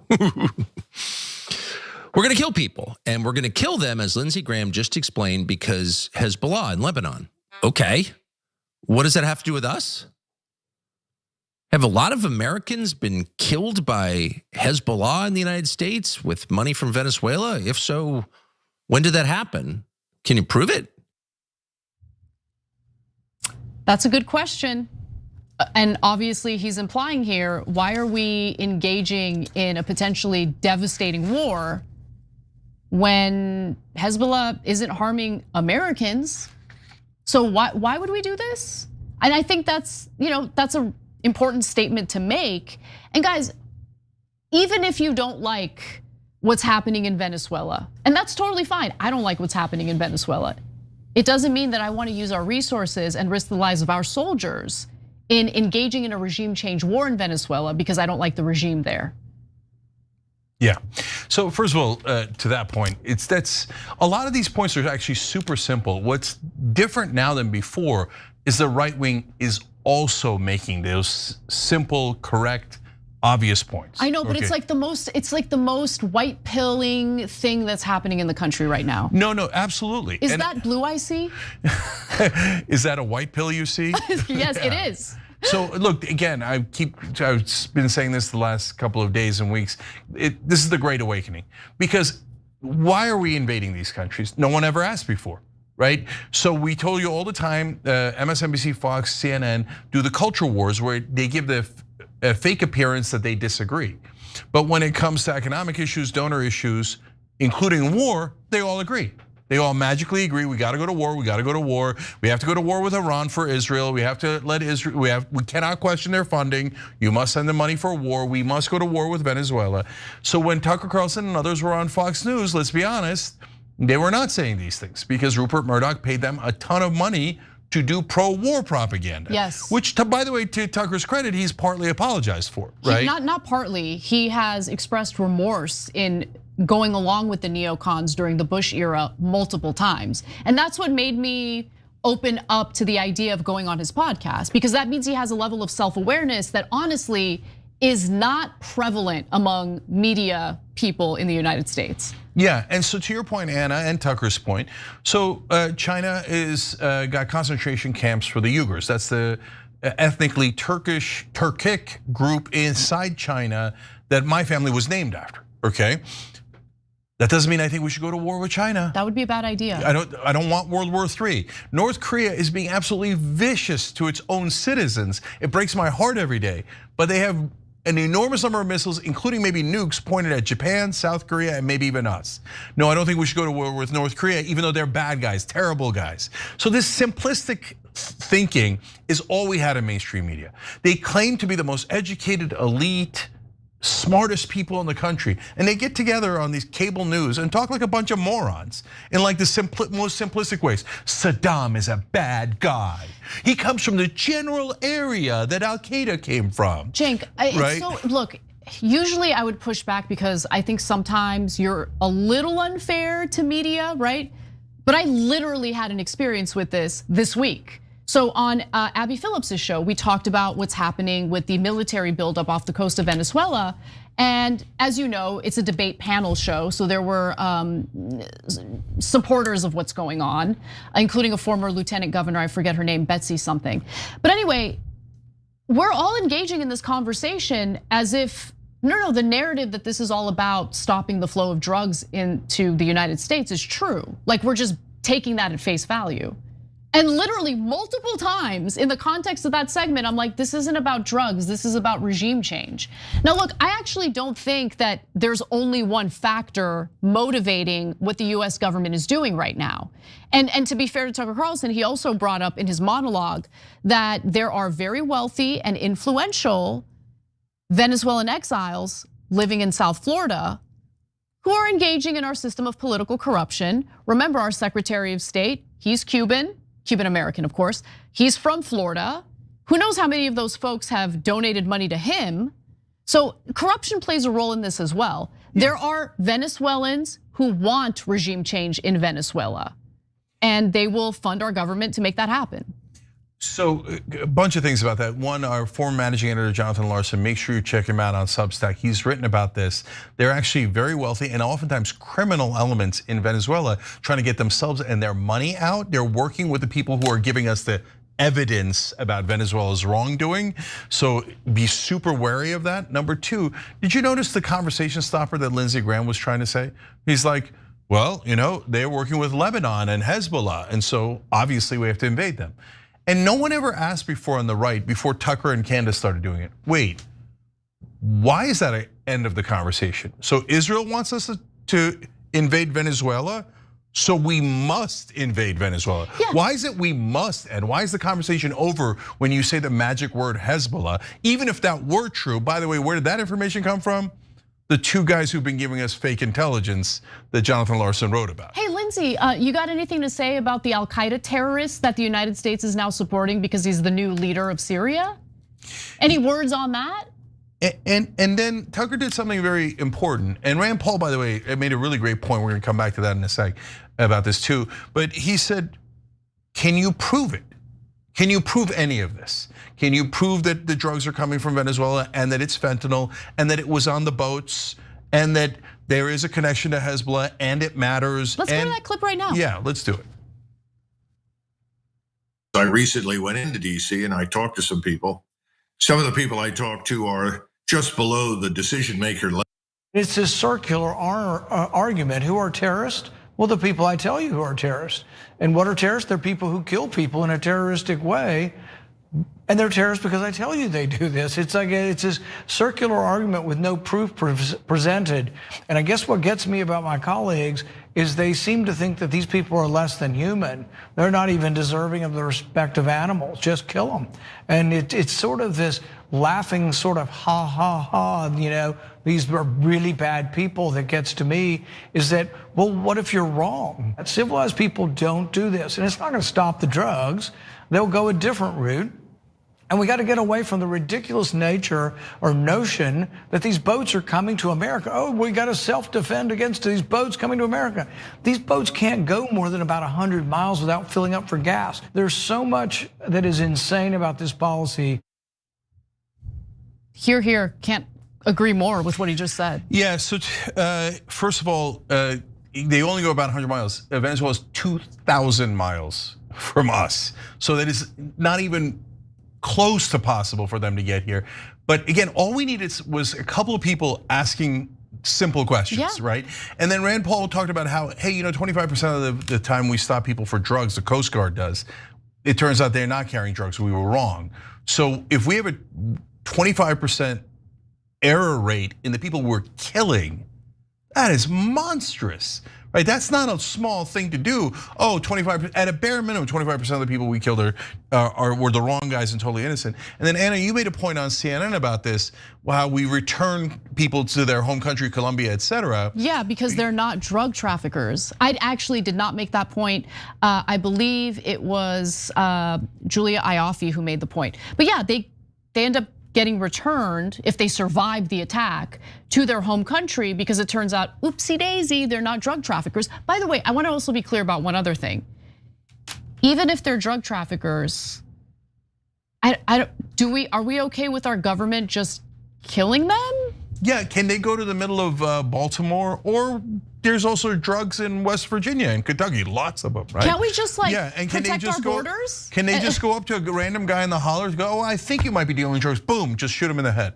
Because that's what they're doing here. No judicial look at this. It's literally called an extrajudicial killing because they're not presenting any evidence. And that's why they sent back the 3 people that they captured, because they have no evidence on them. They were claiming that they're terrorists, drug, blah, blah, blah. No, they're fishermen. And let me say one other thing, because I want to be clear about how, for me, this is not a partisan issue. The Obama administration took a look at the Bush administration's war crimes, including the excessive use of drone strikes, and expanded it. Okay, Obama took Bush's drone war and put it on steroids. And we were very critical of it then. I'm critical of it now. I don't care if this is a Democratic administration or Republican administration. The way that we behave on the international stage matters.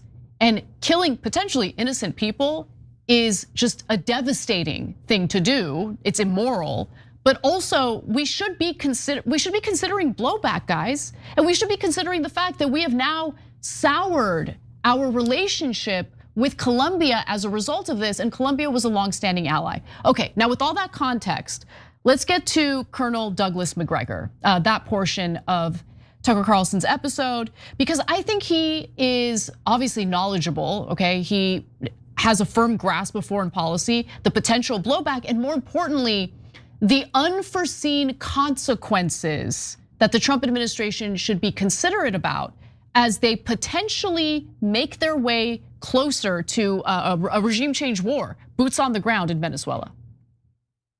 I recently went into DC and I talked to some people. Some of the people I talked to are just below the decision maker level. And it ultimately boiled down to it's time for us to be strong again. As though bombing hapless people in Venezuela or Colombia or Nicaragua or anywhere in Latin America is testimony to our greatness as a nation. And then of course the final straw is, well, we've got to destroy the drug problem where it originates. Well, I've got a big flash of the obvious. The drug problem originates here inside the United States. So, bombing these places isn't going to stop anything. It's not going to improve anything. It may turn out to rally all of Latin America against us. The evil Yankee who's intervening yet again inside Central and South America. We're blamed for almost everything that's wrong down there. All we're doing is saying, I guess you're right. Look what we're doing now. It's not going to change anything. But that means you've got to come home. This seems to be the thing that no one in Washington wants to do. Somebody said, Doug, what do you want to come home for? That bit of insight was important to hear. It's important to know what the thinking in Washington is. But with that in mind, final video. This is Colonel Macgregor talking about guerrilla groups and drug cartels and various threats to our soldiers should we decide to put boots on the ground in Venezuela. Mrs. Machado, I don't know if she's married or not, so I call her Mrs. She may just be Miss Machado. She's the lady that just won the Nobel Peace Prize, and she's from Venezuela. And she said, if we're liberated by the US Armed Forces and they remove Maduro, our first act will be to move the Venezuelan embassy to Jerusalem.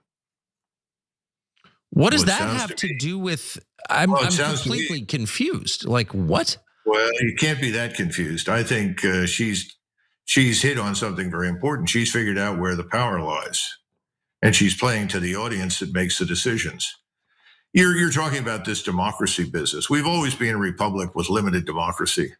But I think we can pretty much conclude that we're ruled now by a small group of extraordinarily wealthy people. Billionaire oligarchs. So because of the political projects and political agenda of foreign countries, whether it be regime change in Venezuela, what's going down in Jerusalem, none of this impacts us as Americans.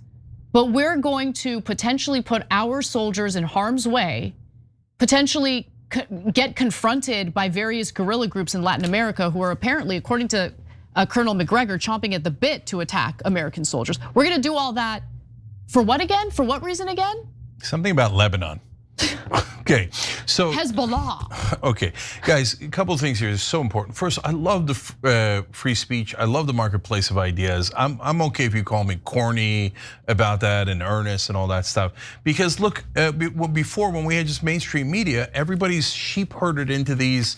Okay, you a Republican, Democrat, you have to hate each other. Don't ever ask questions about war or anything else.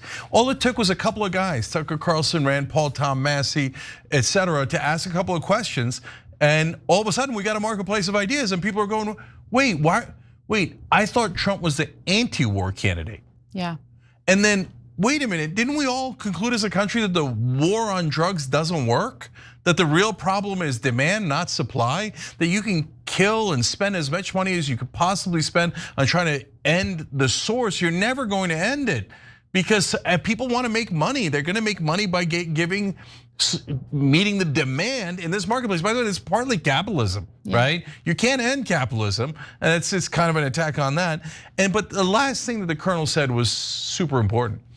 There's the right wing waking up and going, it's the billionaire oligarchs. Yeah. That's who rules us. And it's not just about, like, she's right, she's going, we will move our embassy from Tel Aviv to Jerusalem because that's what the pro-Israel radicals in America want. So don't worry, Venezuela will serve Israel. Why would that be relevant to America? No, it's only relevant to Larry Ellison and a couple other people, right? And they demand that all of American foreign policy, even about Venezuela, be about Israel instead. Yeah. It's unbelievable. And Marco Rubio has two problems here. One is he's funded by Larry Ellison, gave him $5 million that we know of, probably a hell of a lot more than that, back in 2016 when he was running against Trump, and only when he had already stamped on his head pro-Israel. And Marco Rubio said, I will serve Israel loyally. And Ellison then gave $5 million to a super PAC. But on top of that, Marco Rubio now realizes, hey, wait a minute, nobody's working for America anymore. And I'm Cuban, and my heritage and wants Cuba back for us. Yeah. And so since now I see the pro-Israel guys demanding everything for Israel, well, because if you don't know this, Richard Grenell, who's not a good guy from my point of view, but went and got a peace deal with the Venezuelans already. Yeah. And the Venezuelans agreed, and Trump said this on tape too, to give us all the oil contracts. So the oil companies were ecstatic, and then Marco Rubio comes in and goes, no. One, Israel doesn't agree, and two, if we get the oil deal, then we're gonna let Venezuela go, but I wanna knock out Venezuela so I can knock out Cuba. That's exactly right. Right. So that's what I was talking about when I said there are multiple factors motivating the Trump administration to go forward with everything that's been going on with Venezuela. Marco Rubio hates the fact that he believes Venezuela is providing material support to Cuba, and he wants regime change in Cuba. That's exactly right. So which part of this is America first? None of it. None of it. It's Israel first, Cuba second, Venezuela third. I mean, we're not even in the picture. This has nothing to do with helping American citizens. Nothing. And we're about to start a giant war. Half our fleet is surrounding Venezuela, and there's not even any debate about it. It's crazy. At least with Iraq, there was a giant debate. But your only hope, guys, now, this is the most ironic thing ever, is the oil companies are super pissed at Rubio because they're like, we had it. We were threatening war for us. That's how we normally do it. And then we got it. We're gonna rob the Venezuelan people on behalf of the oil companies. They're like, take the deal. And Rubio's like, no, Cuba second. So it's disgusting. So now we need the oil companies to topple Rubio so we can do a corrupt deal with Venezuela on their behalf of the oil companies so we don't go to war. At the end of that episode, with the interview that Tucker Carlson did with the former addict, they weigh in on what can be done here to actually effectively tackle the overdose epidemic. I'm giving you that note because I think it's important. He obviously cares about that issue. I care about it deeply as well as someone living in LA who witnesses people dying on the streets on a daily basis. So please check that out. We'll include a link in the description box. We're gonna take a break. When we come back, Cenk will read your comments for a few minutes. We'll take another break, and then we'll come back and talk about China tariffs. Anna is a woman.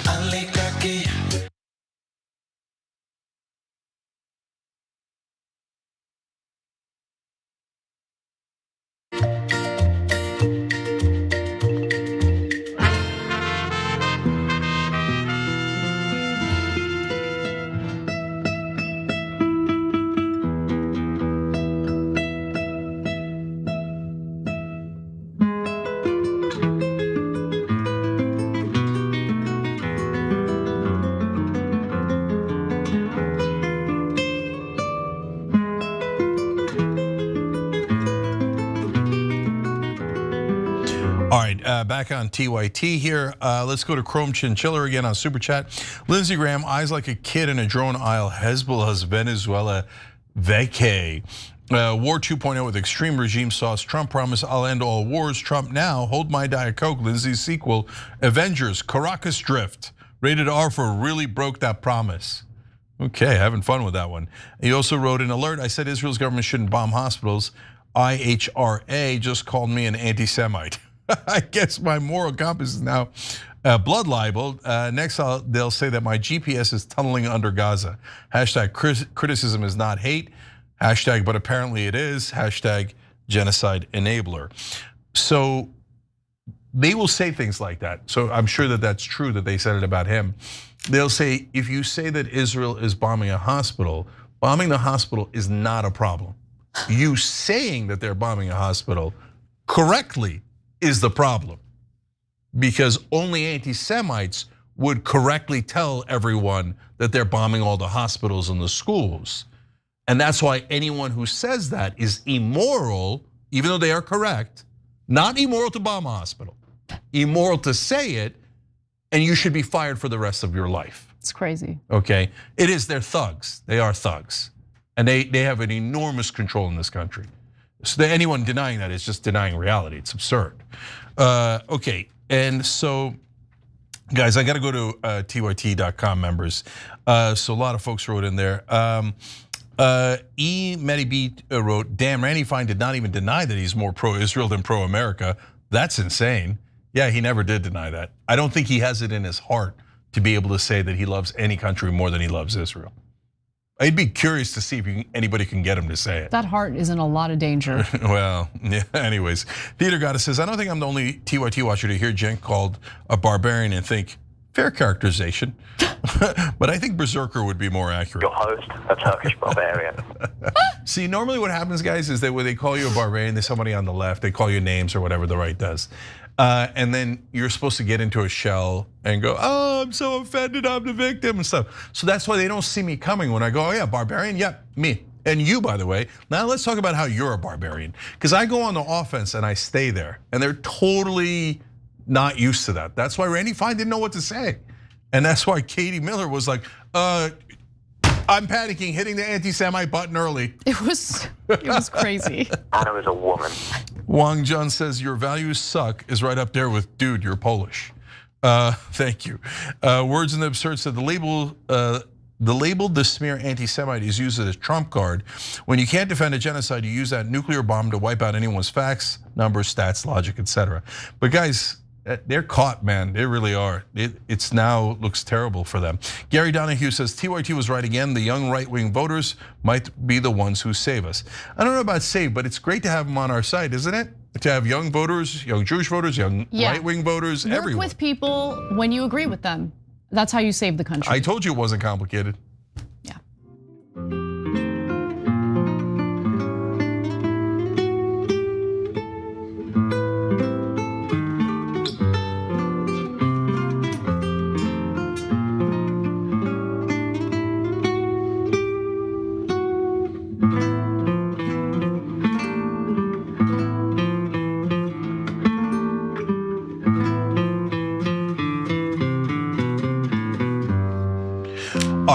Back on TYT. Guys, we're gonna do something cute starting the next segment. Oh, you actually saw it in the segment earlier.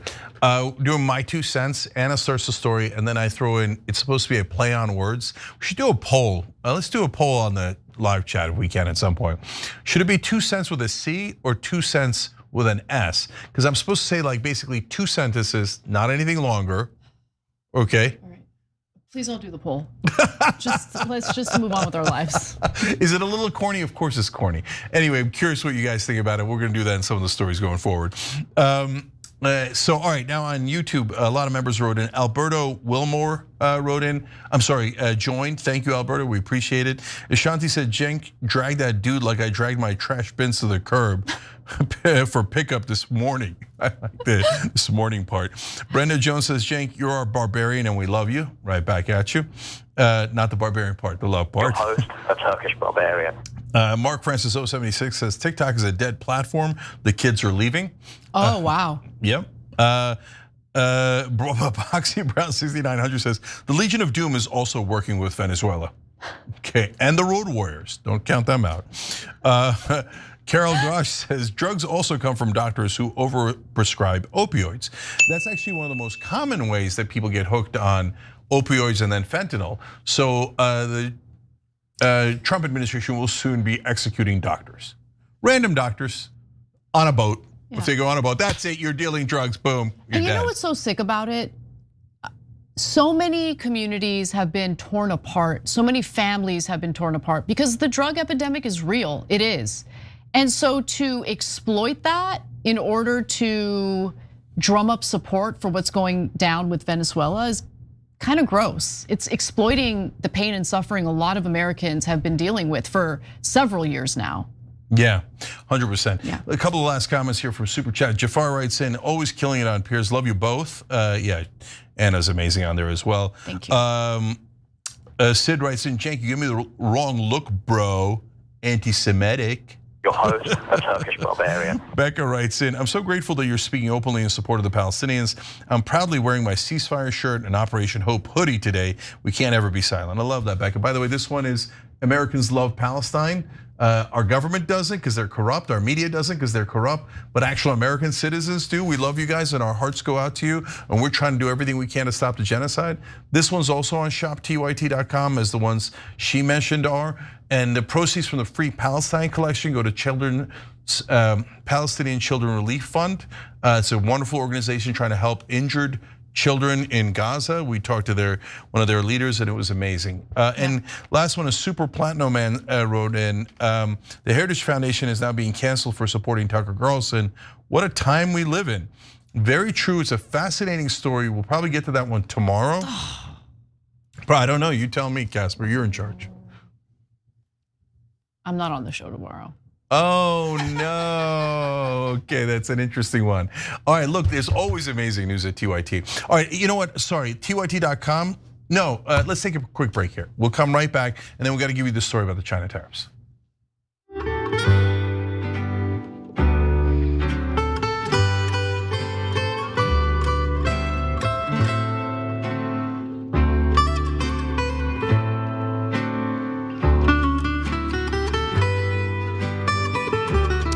All right, more comments. Okay, this is my favorite portion of the show.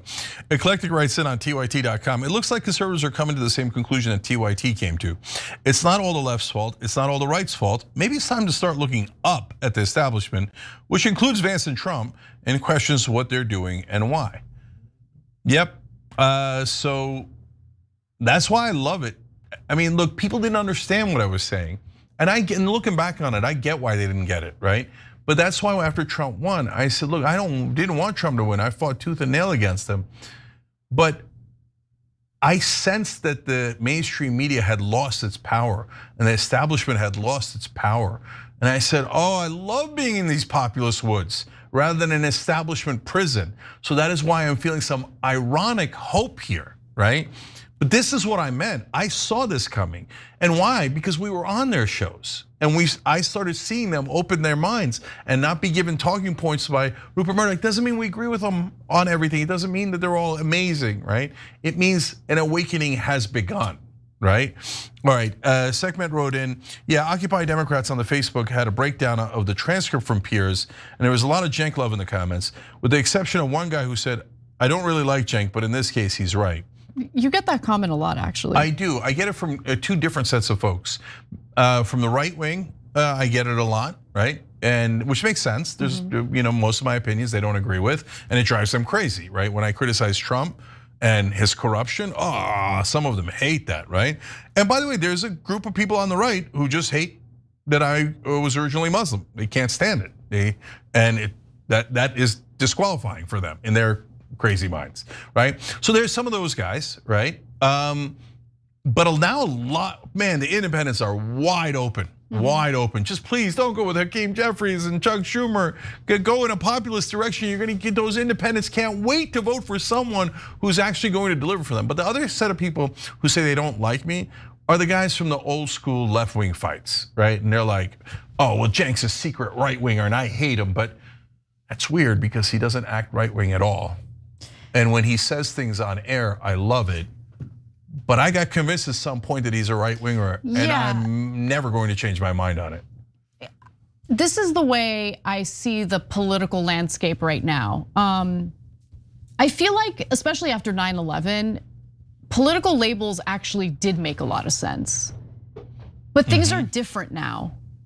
I mean, I would have never imagined a right-winger being anti-war during that era. Yeah, that era, they loved war. So like, I want to give people the space to grow and evolve. And depending on whether or not I agree with a political figure, a group of political people, whatever, if I agree with them, I am willing to work with them on behalf of a common cause. You get what I'm saying? Yeah, I just thought that was such a simple concept. I was shocked by the pushback on it. They're like, oh, people who agree with us, God, we would never want to work for them. You're a sellout. I'm like, work with them on a thing we're for. I don't mean Young Turks, I mean all of us on the left. We never moved from our anti-war position. We never moved from our anti-corruption position. We never moved from our position of lower drug prices. When they come to us, please say yes. But now it seems like we've won that battle. And the only people left are just like dead enders who are like, I'm just gonna keep lying about them, even though everybody can see it with their own eyes.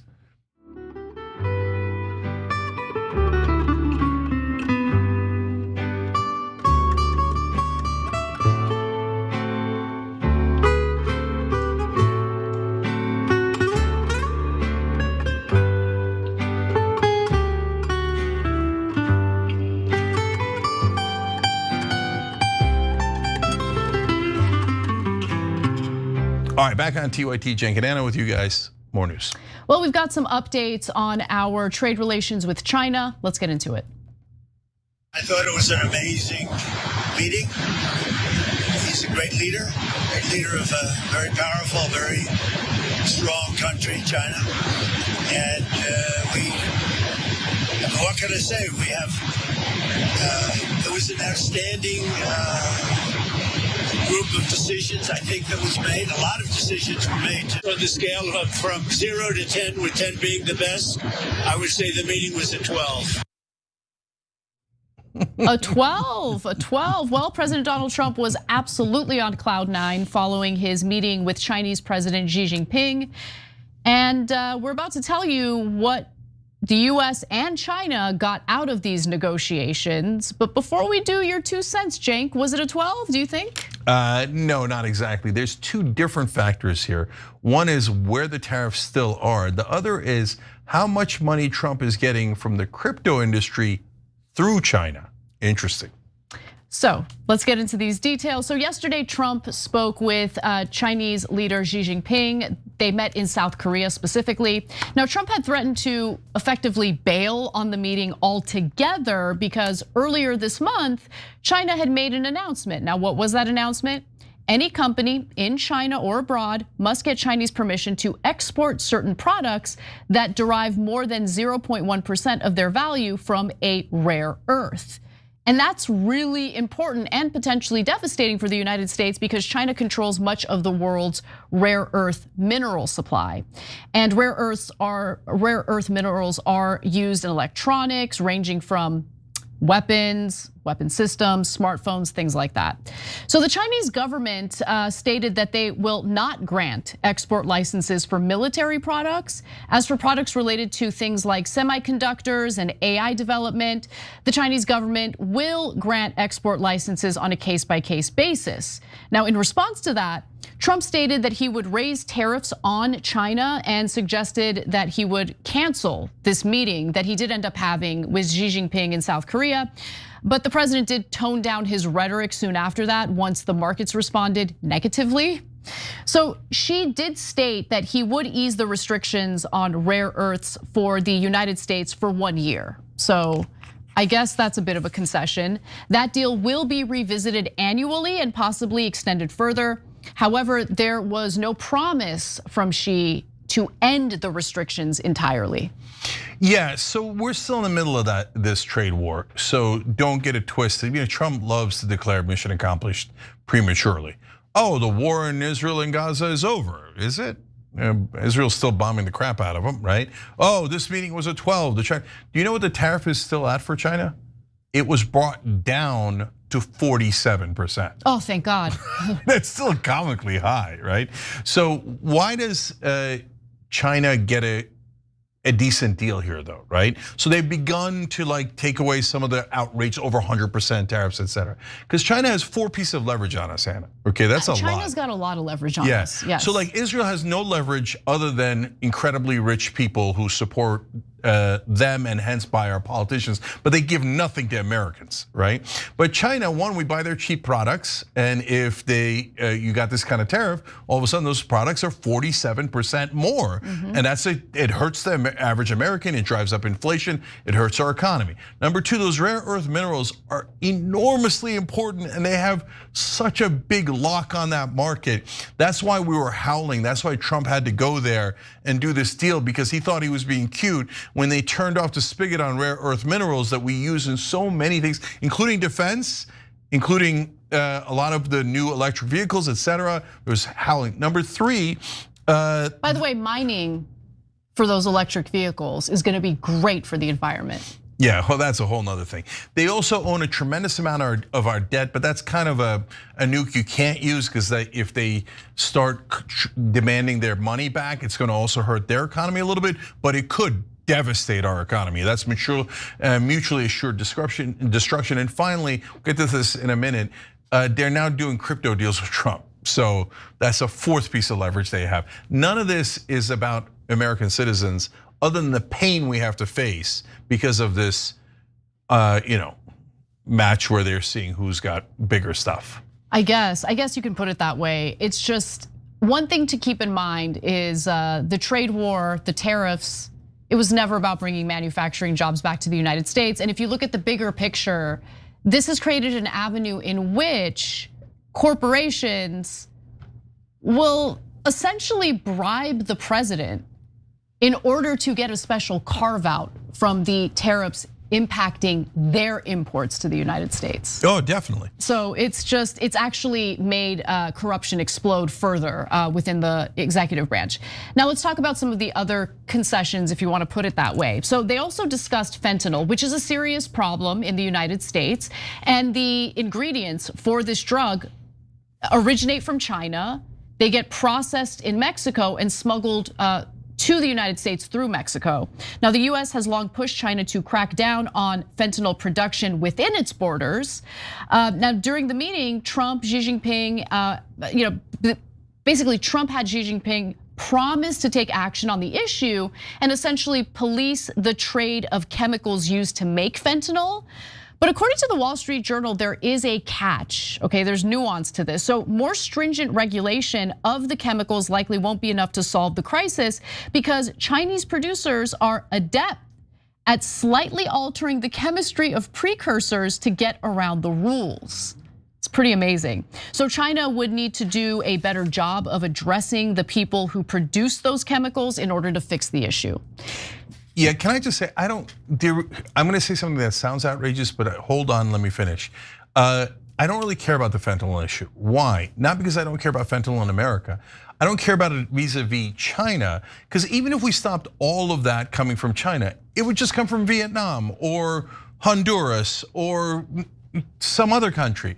You can't stop folks from making these drugs. As long as there's money in it, because of capitalism, they will make the drugs. They'll find a way. Who cares if you move it to a different country?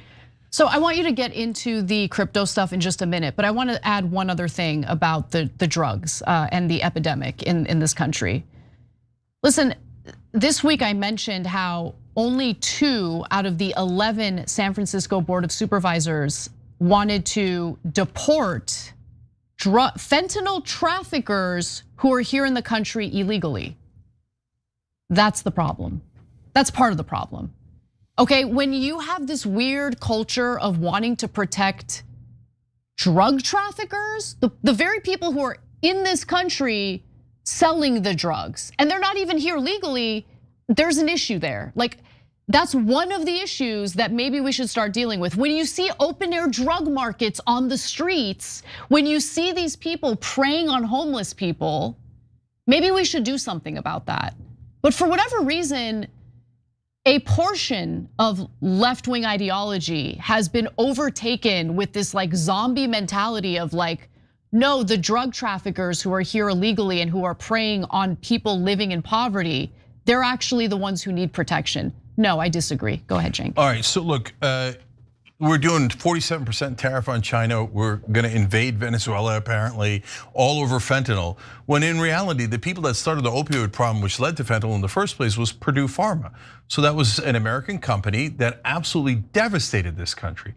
But they paid a portion of their ill-gotten gains back to the states and the government. And then they kept billions of the rest.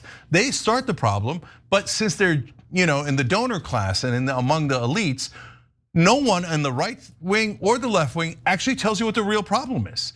Because it's not about the wings, it's about the Democratic Party and the Republican Party that are so corrupt. So because it's not just about Purdue Pharma, because there was a whole layer of distributors that were massively corrupt. Yes, yep. Right? And those guys are still among the most powerful companies in this country. The drug companies in this country have contributed to the opioid epidemic and fentanyl epidemic more than any foreign country by a million miles. But since they're beloved donors of both parties, you all get misdirected to hating the Chinese and the Venezuelans and starting wars instead of actually solving the problem. Yeah. Last thing's crypto. So this is one of many, many deals that Trump has done, but Chinese nationals have invested $2 billion through the UAE, United Arab Emirates, into Trump's crypto business. He doesn't get the whole $2 billion. There's 100 different scams he's running. Sometimes he'll get a huge chunk, sometimes he'll get the whole thing. And in this, if you give to his meme coin, that money's gone. He gets 100% of it, right? But in this case, they make $80 million a year just by being something that's in that chain of transaction, right? So that's just a free $80 million to the Trump family every single year by the Chinese, basically. So that's why part of the reason why Trump comes back and goes, I feel great. That meeting was a 12 out of 10 because his pockets are filled with cash. Where the hell is America first? Where is it? Nah, this is crazy, man. Now we got inflation going up. You said that you were against inflation. You're trying to start wars. You said you were against wars. And nothing but delivering for your donors, just like every elitist establishment figure that's ever been president in my lifetime. I totally agree. Yeah. Okay. All right, guys. So the Revolution show is next. And after that, at 8:30 p.m. Eastern, Bassem Yousef. So known as the Egyptian Jon Stewart and a strident critic of Israel. He's gonna be in the studio. You guys are gonna love it, so stay right here.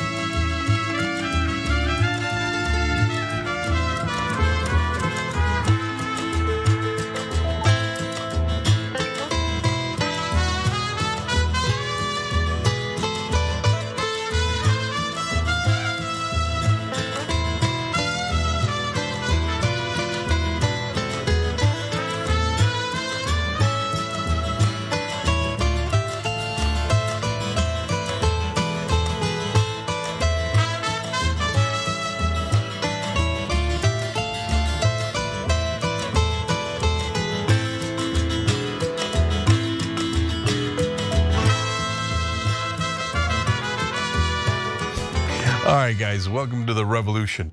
So let's get to it. I mentioned it on the show earlier today. Hashtag free our child. I'm reminding you guys to every once in a while make sure that you're tweeting at or communicating with Marco Rubio on Facebook. We've got his handles there. They're very easy. They're all at Marco Rubio. Please hashtag free our child. Mohammed Ibrahim, he's a kid was out of Florida. He's now in an Israeli gulag. Wouldn't it be amazing if the American Secretary of State cared about Americans? That would be amazing. All right, so Paula wrote in. I'm gonna read a bunch of stuff that you guys wrote in earlier. You could write in now if you got ideas for the revolution, how we're gonna do this, end the corruption. And obviously one step at a time, we're gonna prove it out. So far, one of our biggest wins is that on the bill to lower drug prices, Marjorie Taylor Greene not only co-sponsoring now, she joined on it, but she's starting to push for it publicly. And Ro Khanna went back on the warpath and he's pushing for it on television and other shows that he's going on. So you guys are doing an amazing job. I mean, we resuscitated that bill. He had introduced it and no one was talking about it, and you guys have given it life again. So amazing job. So now others have written in with other ideas. One of them is Paula. She's concerned about Trump destroying our White House. So I'm gonna have opinions on all of these. So she asked, can we block the permits for him to build the monstrosities of his heart? And the answer is, Paula, I hear you. He didn't get a permit for it. He didn't ask anyone. He just did it. And that's not his house, it's our house. And they said they weren't gonna touch the East Wing. They're destroying the entire East Wing. It's unbelievable. There was a commission that he had to report it to.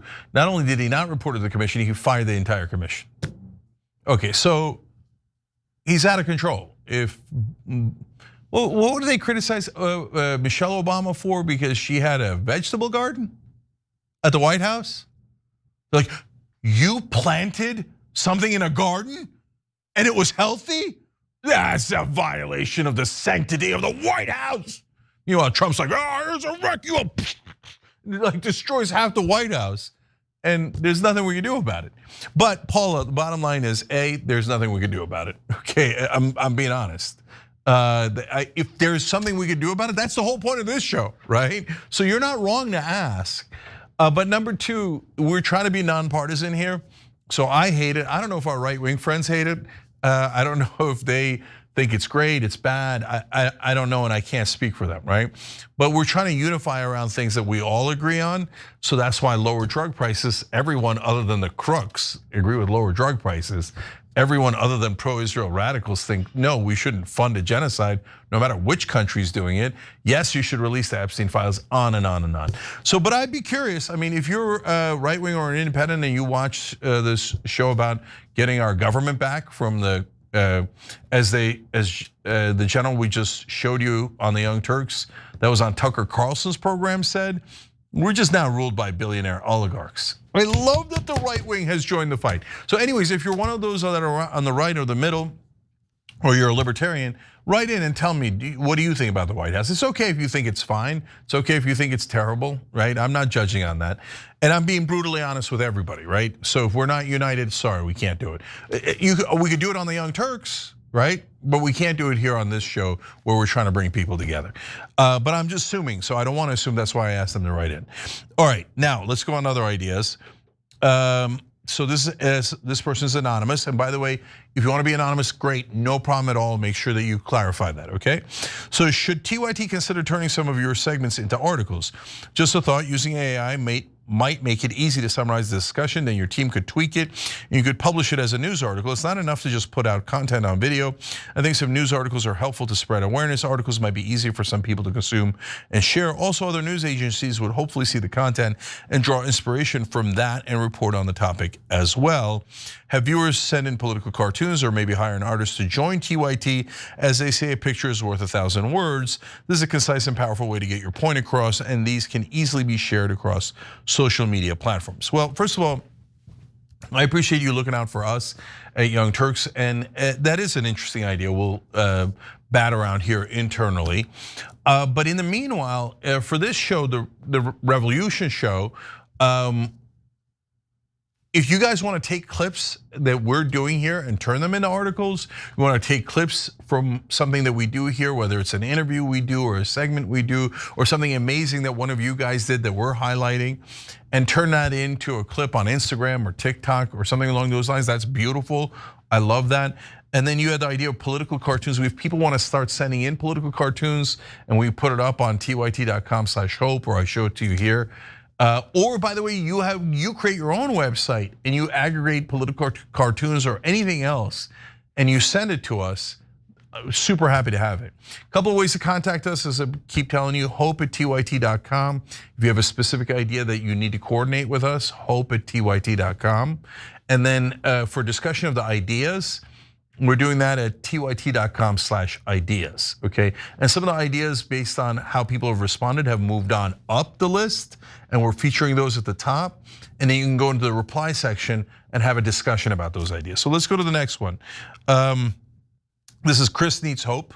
Well, Chris, you've come to the right place. So to reverse that Game of Thrones line. The idea here is America as a fandom on archive of our own. Okay, so I didn't know about this. This brother turned me on to it. So Chris, let me read your idea to everybody. I should be asleep, he writes, but I had to share something with you because we're all in different time zones. Are you familiar with Archive of Our Own? It's a fanfic site and it's awesome. You can post all kinds of work there, from audio to digital art to original fiction. Usually visitors and creators select a fandom that is already available, but I'm pretty sure that you can create a fandom too. I don't know if site managers will accept it, but they're fair. If the rules allow it, they likely will. But I love the idea of an America fandom. Chris, I'm gonna read the rest in a second, but the minute I read that line, I was like, oh, I get it, because I'd never heard of this site. And I instantly love the idea. Okay, let me give you more from Chris and then we'll discuss. He said, then we can all tap into our creativity for ourselves, each other, and the world. The site has an international audience too. It'd be like showing the world who we are, how we are fighting, and what America means to us, despite what our government does or says. People from other countries may reflect us back too. This could be a fantastic opportunity to explore America, the idea, and the country. We would get to see ourselves at our best and our worst. All of it, though, will likely be helpful.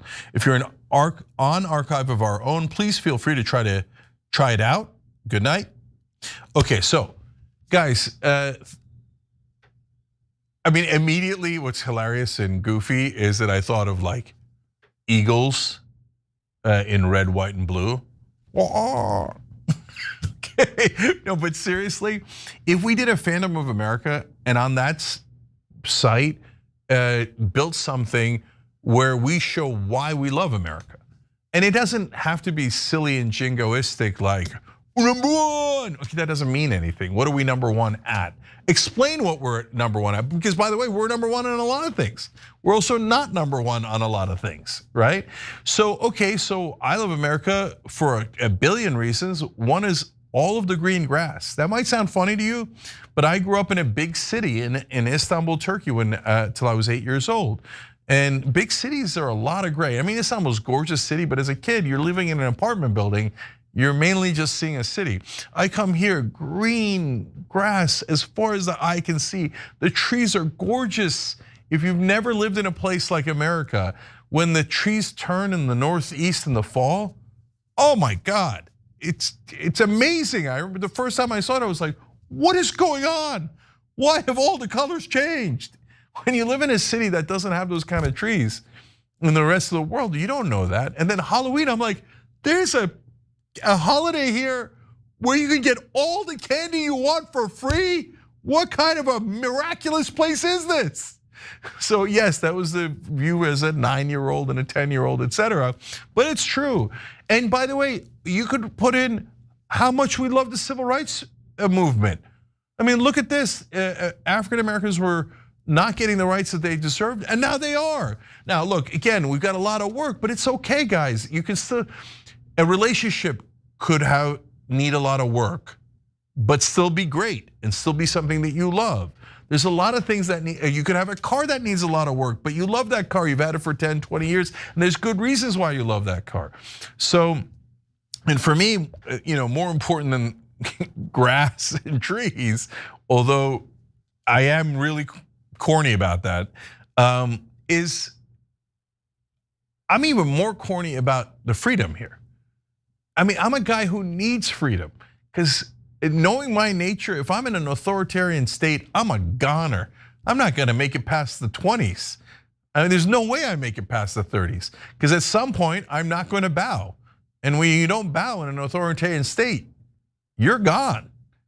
And this country allows me to be me and doesn't put me in jail, doesn't deport me yet, and treats me like everyone else. And oh my God, having been born Muslim, I'm an atheist now, I'm on the left. Have I gotten pummeled in 1,000 different ways? Yes, but I'm still standing and I'm still free and you're still watching me. I love America. So, there you go, Bart. Okay. So fun idea. There's no reason why we can't have fun in the middle of a revolution. This is a peaceful one anyway. There's a nonviolent one, so it's a beautiful way of doing it. All right, Justin wrote in, Kokolinsky always mentions he hopes the lawyers tracking all the illegal things going on for accountability. It would bring me hope to see a tracker and status updates on progress towards accountability. Would offer a few talking points for politicians hoping to get left votes as well. So look, I'm in favor of anything that leads to accountability for our politicians. So we're doing that site that I've been telling you guys about, corruptionwatch.us. And there we're gonna try to track the donor money and the bills and how people vote. And so already that's amazing what we built. It's gonna get a little bit complicated when you try to find the needles in the haystack because there's a lot of symbolic votes in Washington on bills they know are not gonna pass. The ones that matter are the critical ones where they're about to change a law. And then that's where you see the donor effect a lot, right? And I mean like an important law like Obamacare, oil subsidies, things along those lines. So, but in terms of accountability on legal issues, it made me think too, maybe we should have guests on here who, again, not partisan, but who care about corruption and track corruption, like maybe Public Citizen or there's a group that is specifically about corruption in the White House. I'm blanking on their name right now, but they were held Obama and Biden accountable as well. So they're good nonpartisan group, and then we of course maybe get some money in politics groups here, not just Wolfpack, but Represent Us and American Promise and other wonderful groups that are trying to get money out of politics in a nonpartisan way. All right, let's go to Michael's idea. Or what they did. Michael said, I tweeted at all the chair member representatives of the Congressional Progressive Caucus, but not the individual members yet. Should I also include them? And he put in a tweet there saying, please join Ro Khanna, Marcy Kaptur, and then the conservatives, Anna Paulina, I always struggle with her name, Andy Biggs, Eli Crane, and now Marjorie Taylor Greene has joined as well on the Global Fairness and Drug Pricing Act. So to answer your question, Michael, first of all, I love that you already did that. Should you tweet at every member of the Progressive Caucus? Of course. Like, there's just no reason not to sign on to this. Look, I asked around and I did find one reason. Someone on the Democratic side said that their staffers said this bill is not comprehensive enough when it comes to disabled people. Oh, brother, no. This is a very simple bill.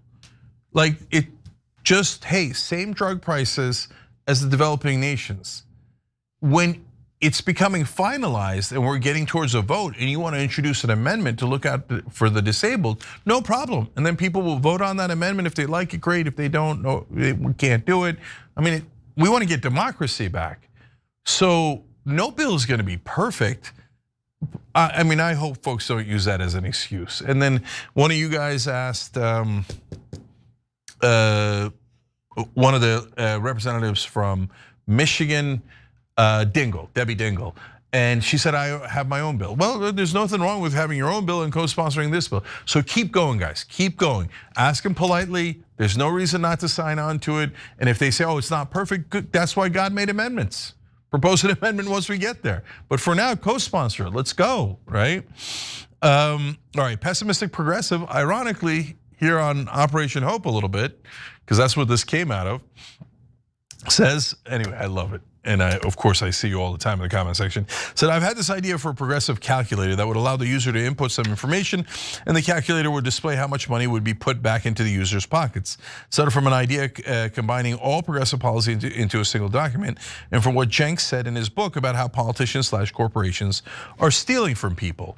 I made a simple spreadsheet with this idea and would love to turn it into a basic website. But I have no idea how to do that. Plus, I'm sure there might be mistakes or other feedback. I contacted the BernieTax.com owner and he said the source code is available. The download to the Excel spreadsheet is here, and he included that. And he's gonna explain phase 2 in a second.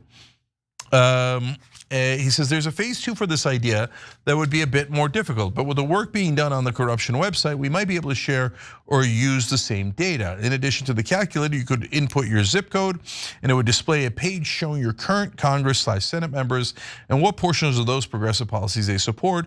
It would then show the incumbent versus primary challengers that do support those policies, so you could see how voting for someone else could get you those policies and the extra income based on your answers. I picked Sherrod Brown as an example for Ohio if he were to run again, and then he matches up Brown with Marino there, who beat him and is now the current senator from Ohio. Look, on this stuff, guys, so since Revolution is a nonpartisan show, I don't know about a progressive calculator, although if someone does it on their own time as a progressive, I'm thrilled with it.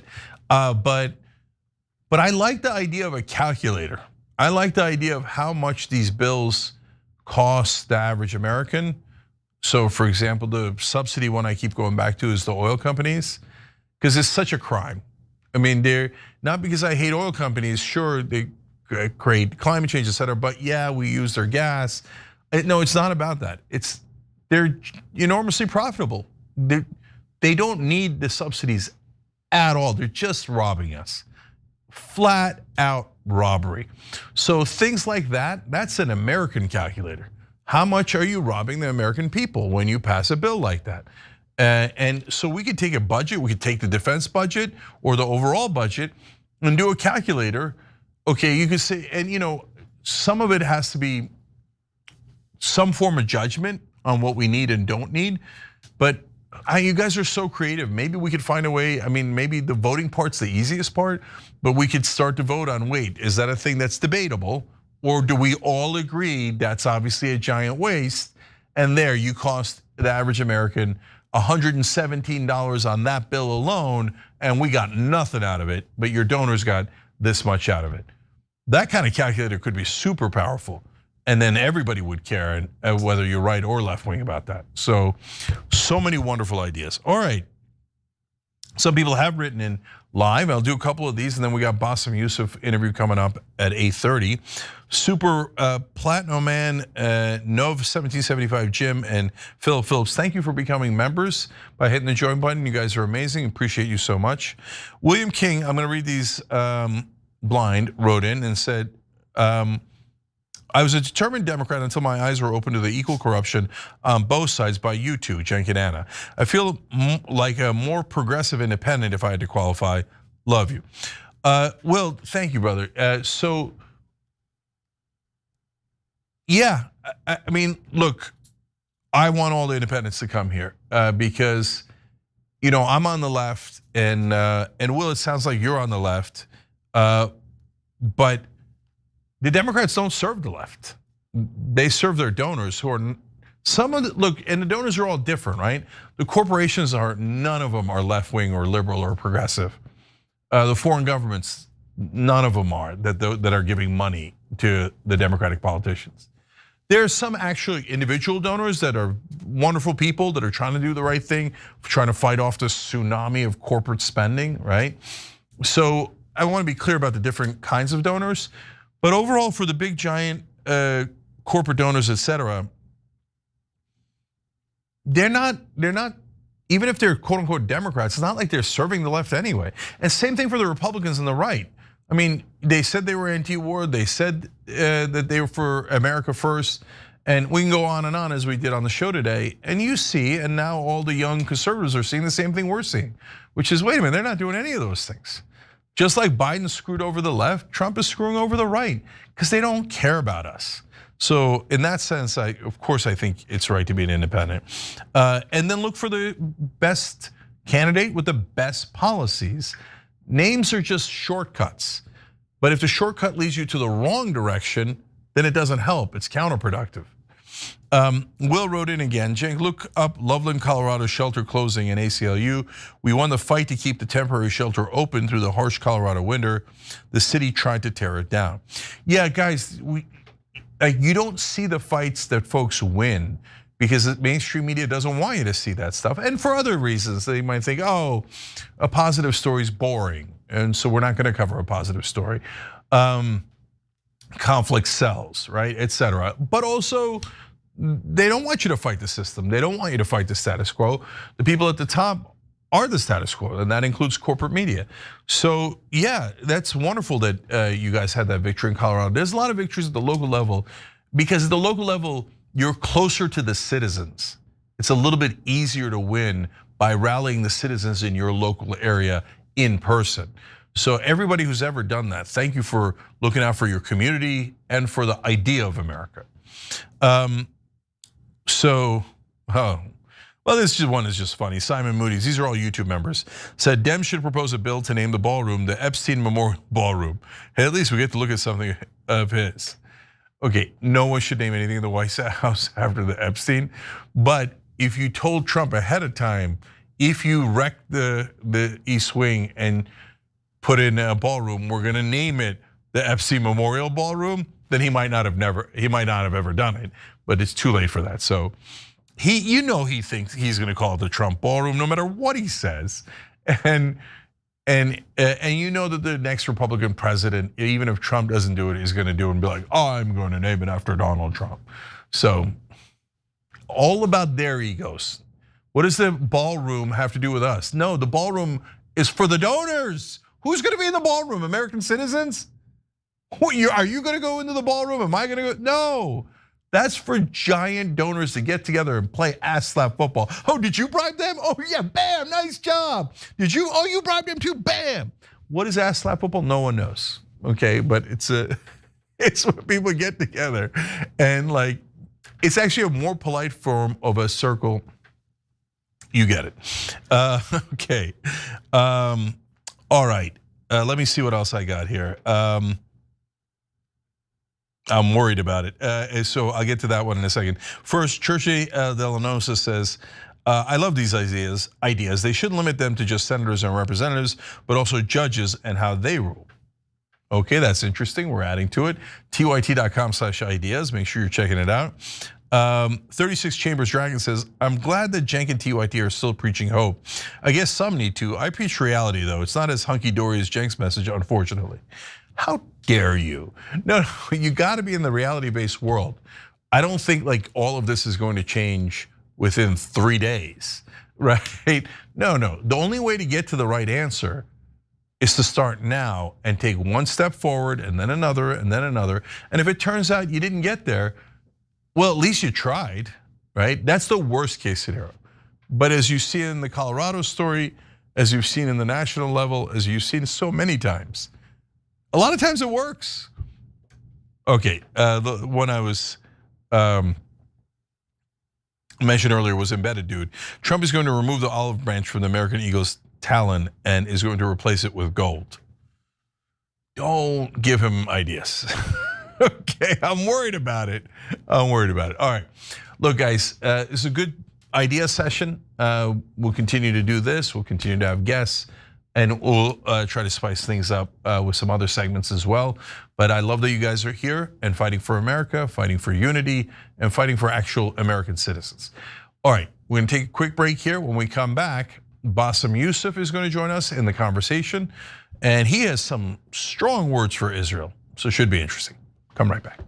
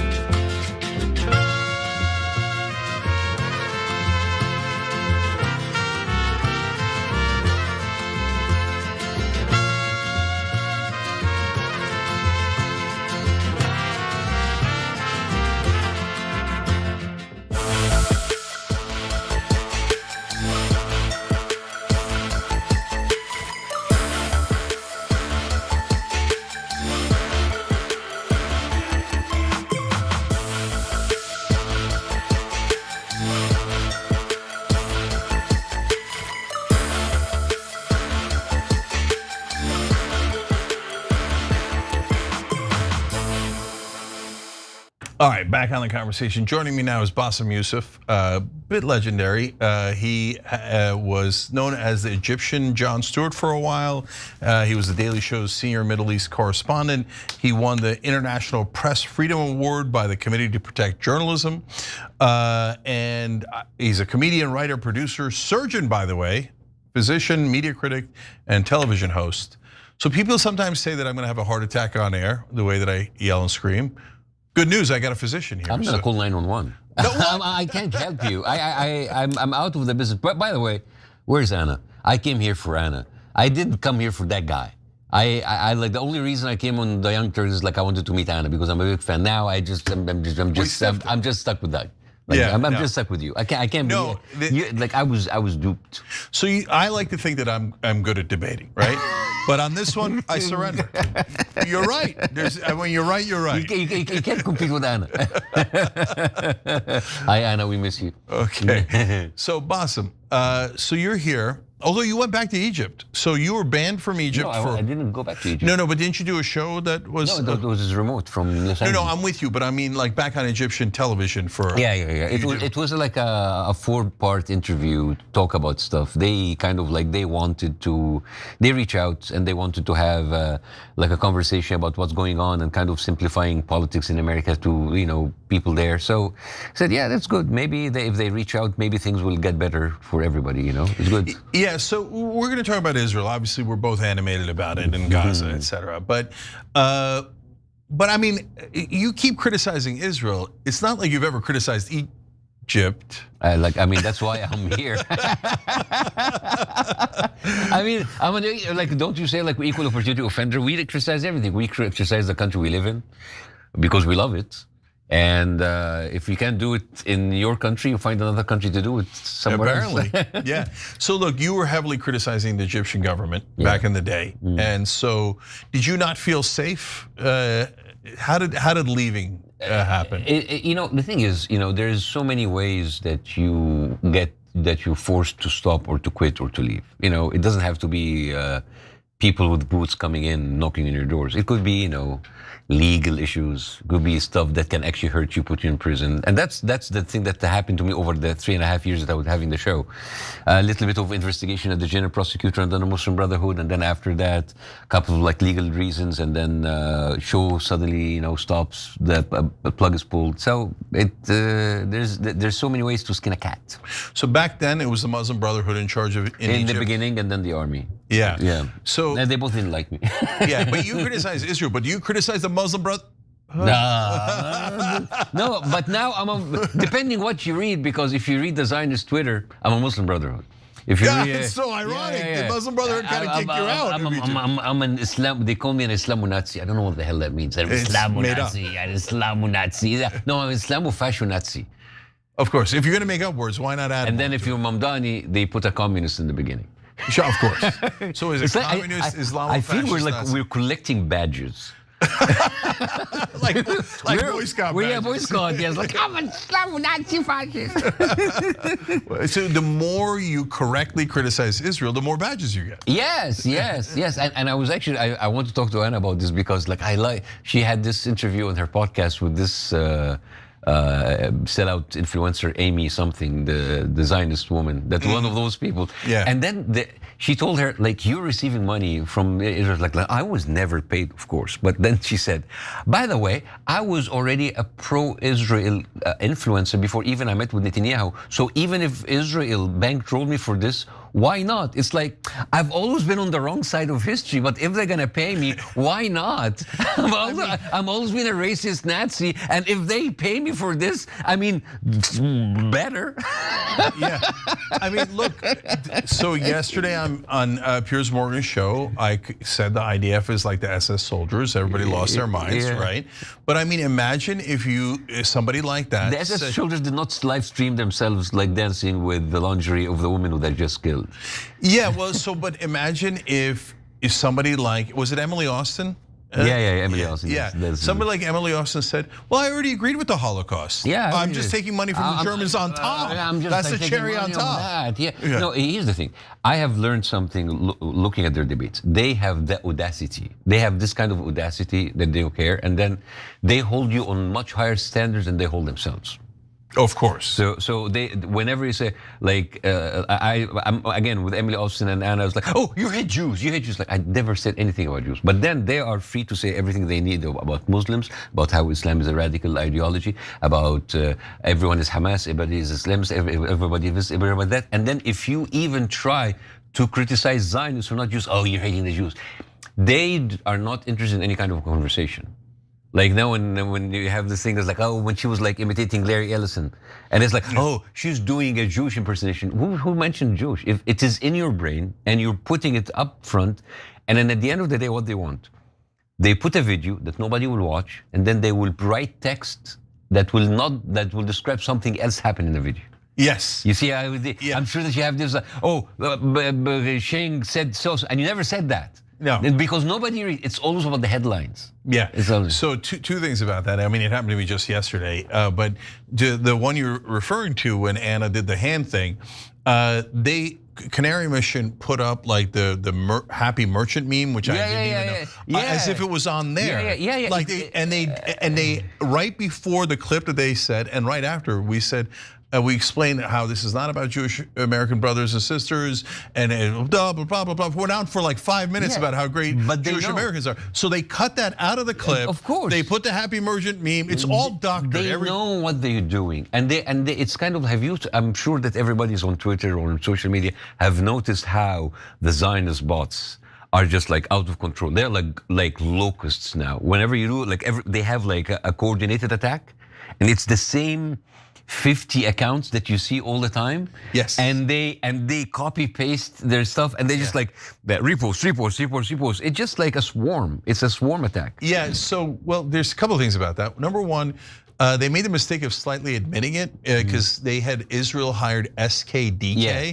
So that's the Anita Dunn's group that she was the top advisor to Joe Biden. Yeah. It's like the top PR company in Washington. And somebody from SKDK said, yeah, we're gonna use bots to help Israel. Yeah. So they're just saying it. They're just saying. So that's why it doesn't mean anything. Like I don't know anybody who has actually the audacity to defend Israel unless they're a bot or paid or just some Indian dude who's like also paid for that, because the Indian accounts are just like going out of hand. The Indian Zionist accounts are crazy.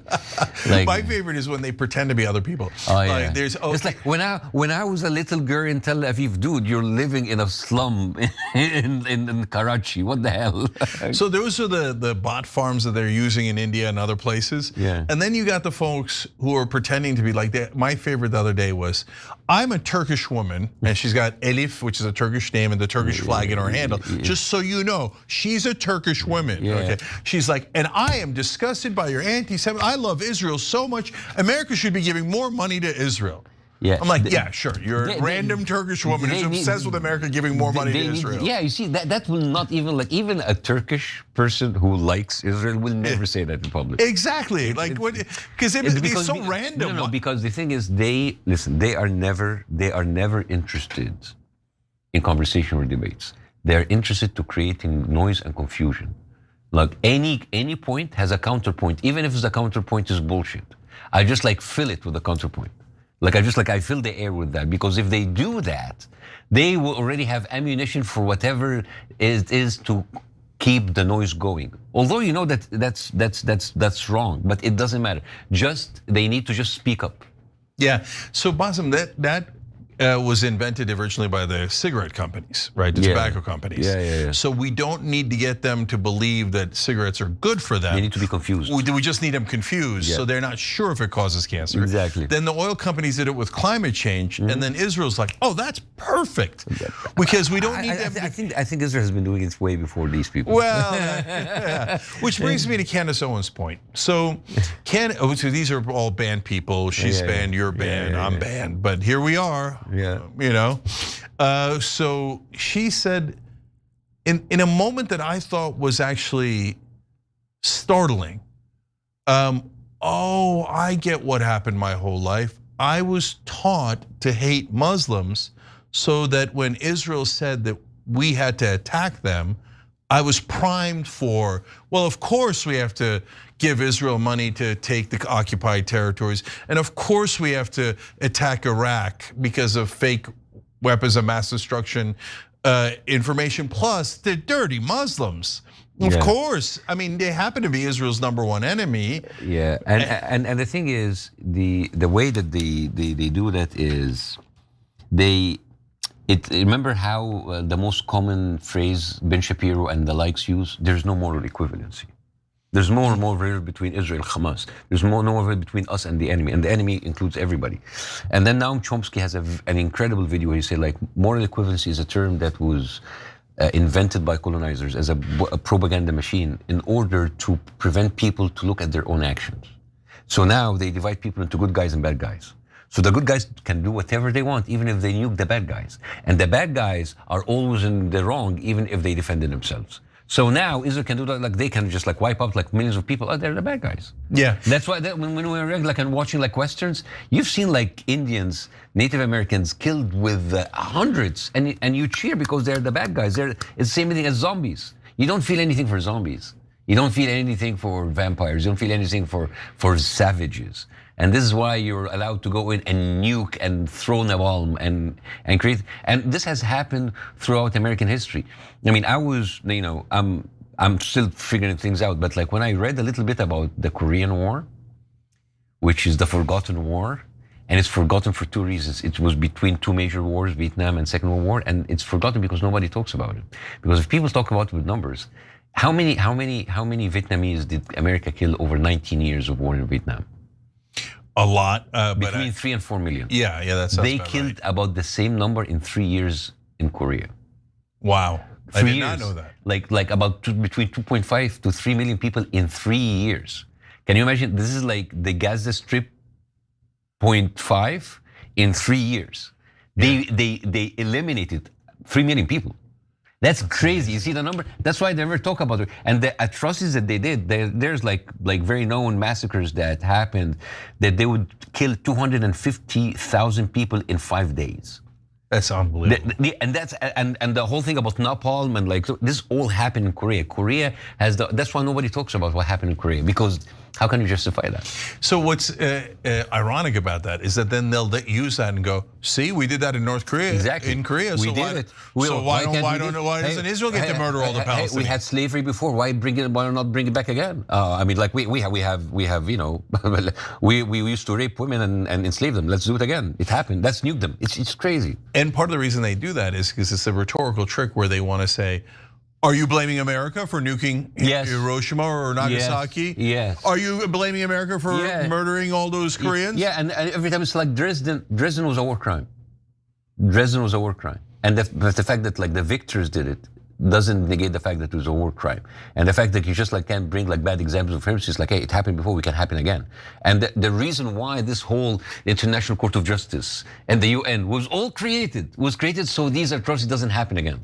Yeah, it was literally because of those atrocities that the world got together and said, never again. Let's not do this again. Never again. Right. Never again.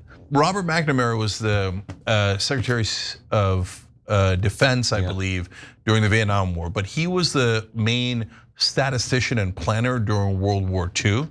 And he has a famous line about, well, if we had lost, we would have been tried in the Nuremberg trials. Yeah, 100%. He said, well, of course. He said, we firebombed Tokyo and killed 500,000 people. Unnecessary. That's before the nukes. And they raped 500,000 women in Germany. When they went into, I didn't know that. You didn't know that? No, dude. You have to. 500,000 women was raped in Germany when the Allied and the Soviet forces were there. The Soviet did most of the raping, but there was like 500,000 women raped. So look, guys. So it's just like those people like talking about raping on the higher moral grounds, and you know, it just like it doesn't work anymore. Look, we're having an adult conversation here, right? So just because the Soviets and maybe some of our guys raped a lot of German women doesn't mean the Germans were right. right? No, but no, two no. wrongs can like two things can be true at the same time. The Germans were horribly wrong in the Holocaust, but that didn't mean that we should firebomb Dresden, we should firebomb Tokyo, we should drop But nukes. they would blanket everybody as a Nazi, blanket everybody as an Islamist, blanket everybody as Hamas, so you don't have to think too much about it. Yeah, and so I read some firsthand accounts. I love history. So when I was in college and in law school, I studied international war crimes, and I studied genocides, I studied these topics. And one of the things is in Europe, the Turks were considered constantly propagandized as the barbarians. The barbarians at the gate, because we came all the way up to Vienna, we took Southern Europe, right? So every piece of propaganda was horns and demonic. And so like if you kill a Turk, you're doing God's work, right? So that's exactly to your point. But that was centuries ago, right? And so here we come all the way up to yesterday. And to prove your point, Randy Fine and I were on Piers Morgan together. And he said, well, you're a Muslim. And did he eat up Piers Morgan because that guy is so... Yeah, I know. He joined live from a buffet. Okay. So even I get to make that joke because of Randy Fine. Okay, anyways, and he said, well, Israel is surrounded by Muslims. Yeah, and that's it. And that's the justification for killing all Muslims, oh my God. And then, by the way, then he'll say you're an anti-Semite if you criticize Israel. So wait. Saying we should kill Muslims just because they're Muslims is not bigotry, but criticizing Israel's genocide is bigotry. But you see, he knows who he's talking to. He's not talking to you. He's not talking to your audience. He's talking to the people in the middle who doesn't know, and he talks to his audience who's like, yeah, Muslims are bad. Like they are surrounded by vampires. They can do anything. You see, they have done their homework over 70 years. And all of the movies that have been done. Now I look at remember True Lies? Oh yeah. Directed by James Cameron, who directed Titanic, who directed Avatar. Yes, and then it's like this. They are like outside of New York and Los Angeles. There are like people in America will have no idea about what a Muslim is other than that movie or similar movies. Yeah. And so they have been embedding this into people's mind for so long that now we have to work from all the way back. It's like, guys, we're humans. Yeah. We deserve to live like you. We need to have like an equal level of conversation about what does it mean to have a human life. Yeah, so when I was a kid, since I loved history, I wondered what I would do if I was, alive during the Holocaust or any of these big genocides, right? Or what I would do if I was alive during the Civil Rights Movement, right? You would do exactly like what you do now. Can't do anything. We are helpless. And the thing is, we know this whole fantasy about like if people knew all the time. We knew, and now we know. Like, why go far? Look at the Iraq War. Do you remember the demonstrations? Thousands of people, similar to the Palestinians, millions. And everybody know that like Colin Powell was lying, and everybody knew it was lying, and then they did it anyways. And this is the thing about what is happening in the West world right now.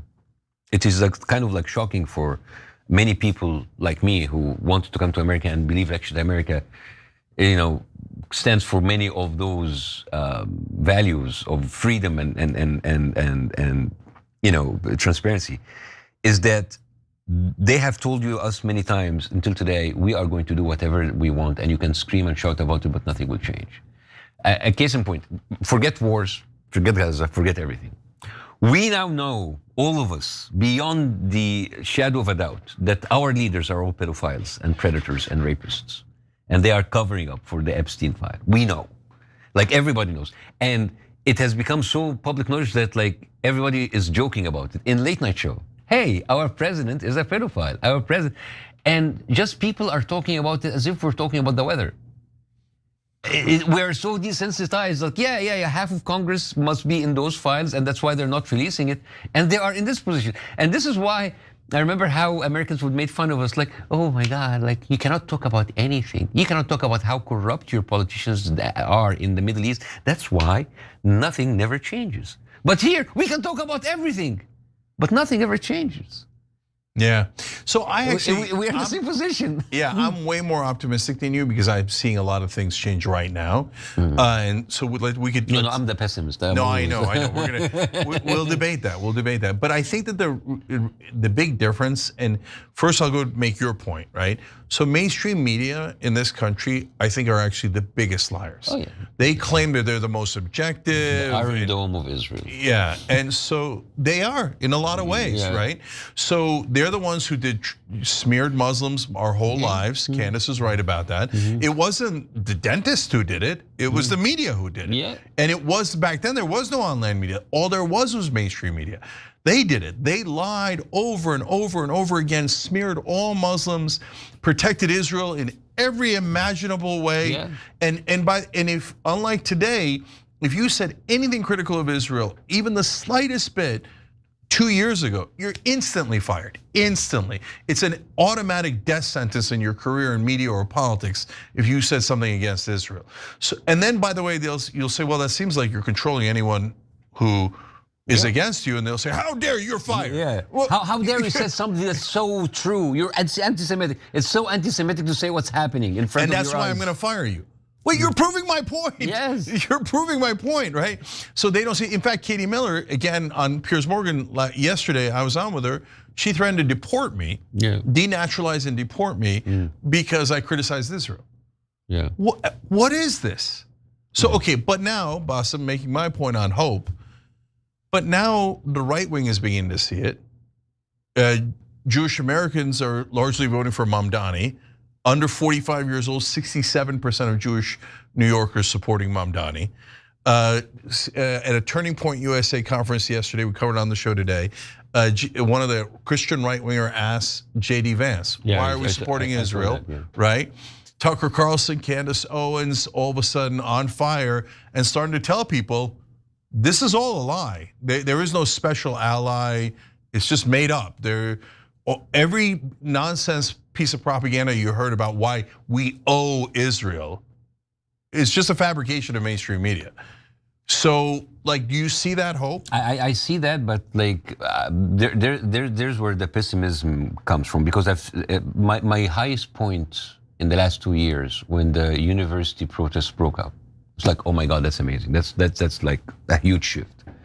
Then I saw how over time this was absorbed, killed, doxed, like everybody was hurt, people lost their jobs, and now this year you don't see a single campus with any like protests. So the thing is, they take the first shock and then they work around it in order to kind of flip things, but over time. We see all of these vocal names, yes, but what was happening is that they are spending so much money on the other side in order to take over HBO, take over TikTok, whatever. And so so the number of people who are aware are increasing, but over time they are flooding it with more mainstream media, more control. HBO and TikTok will be like a Zionist bot. It's just not gonna. TikTok's already gone. It's done. They've started banning people. Right? They're already banning people, and over time, in 5-10 years from now, whoever is vocal right now will be either alone or be kind of segregated or being put on the side, not being in mainstream media again, because this is what they do. It's just like, I think we're looking at this, but I have seen now what they're doing, and they're in 10 years, like nobody now remembers Iraq.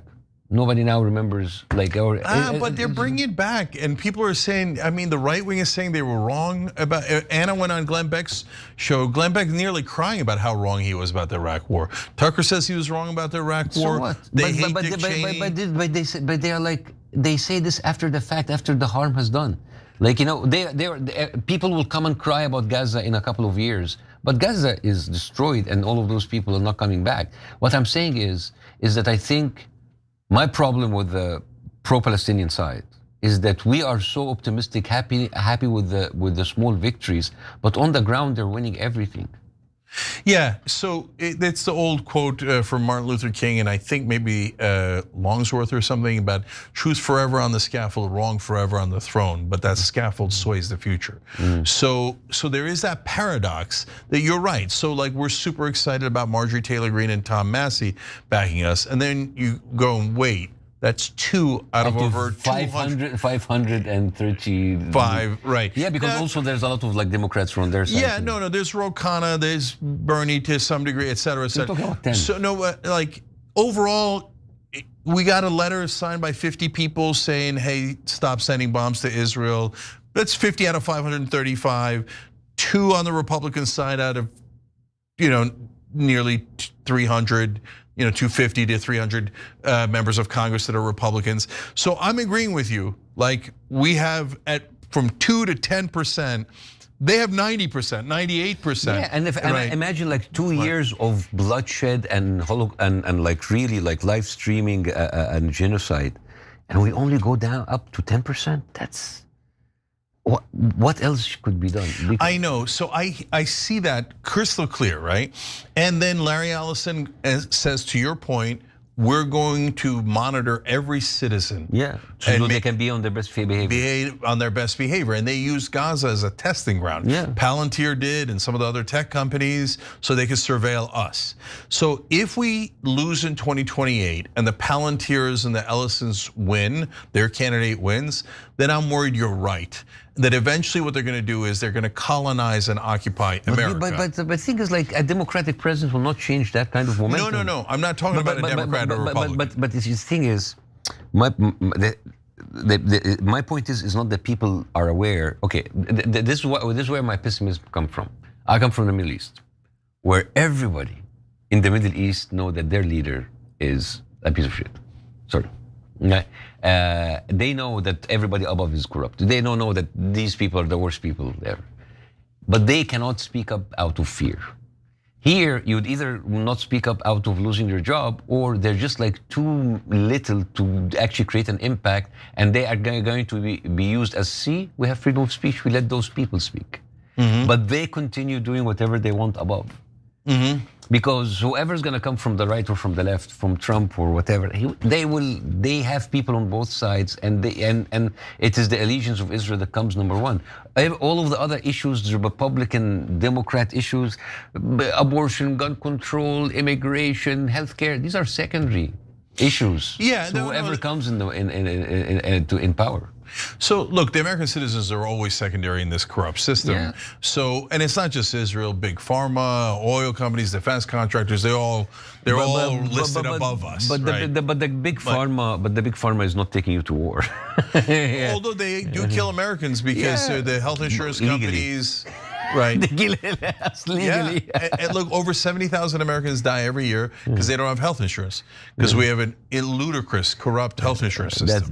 That's their problem and their pre-existing conditions. Yeah, exactly. And then they blame us for it. But I'm not talking about like, if a corporate Democrat like Joe Biden wins, or a sellout like Trump, who pretends to be anti-war and independent America first, wins, but then does the same exact thing Israel wants, then no, you're not going to solve it. My point is, then Palantir wins, Ellison wins, the pro-Israel radicals in this country win, and they start to totally control the American population and snuff out freedom, right?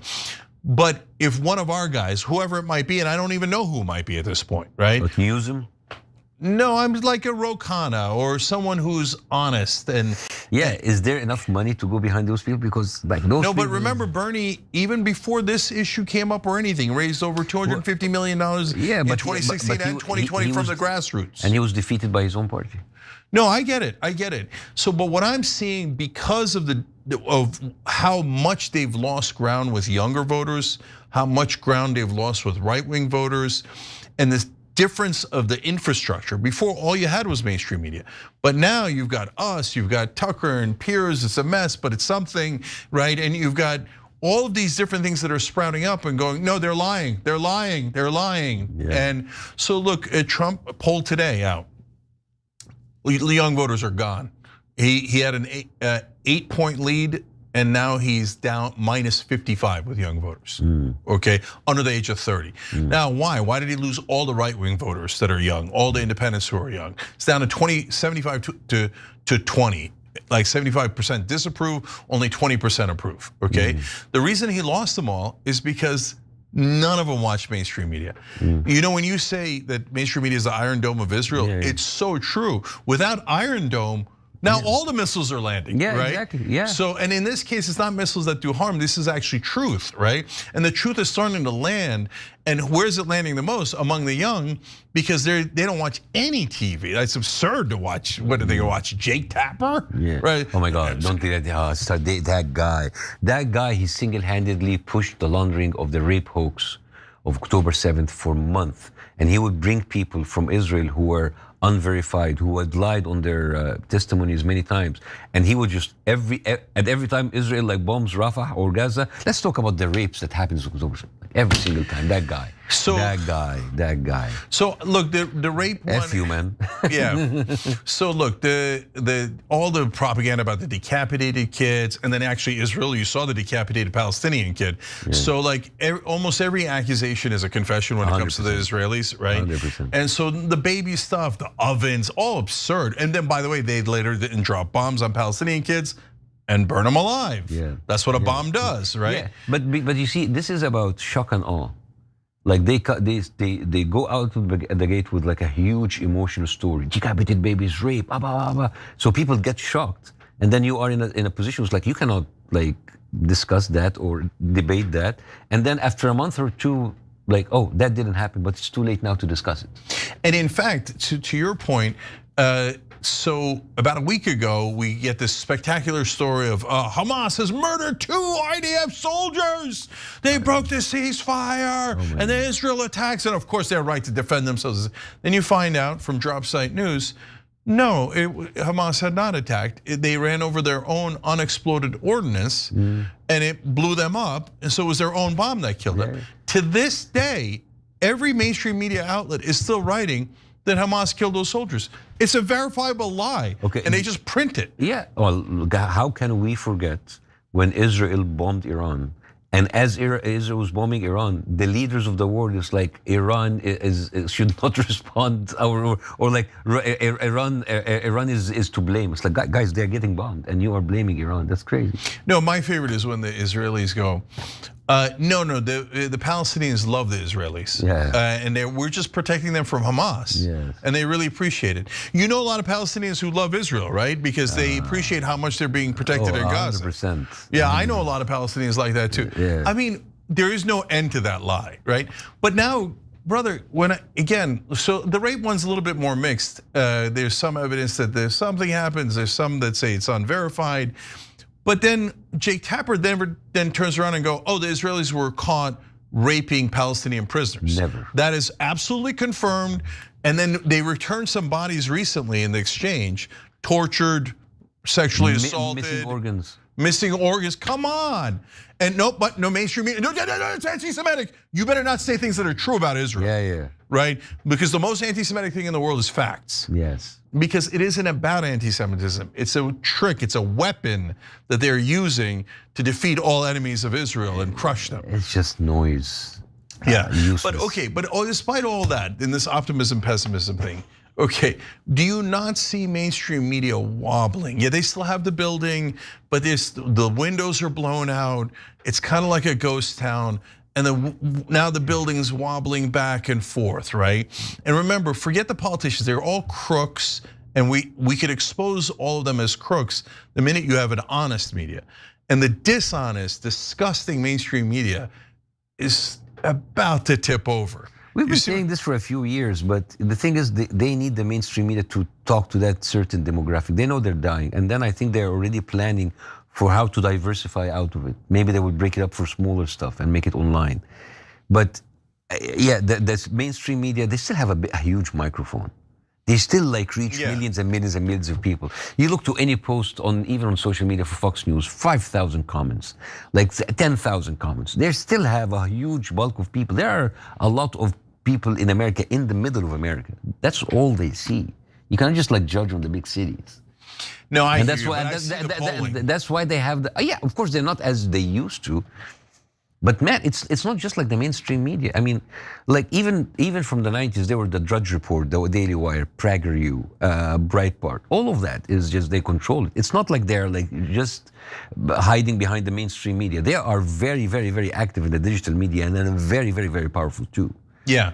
So then let's finish your super dark vision for the future. Okay. So what do you, in your view, so they reconstitute media somehow, and one of our Jewish members wrote in earlier today and said, oh yeah, they're doing the World Zionist Congress maybe it was yesterday.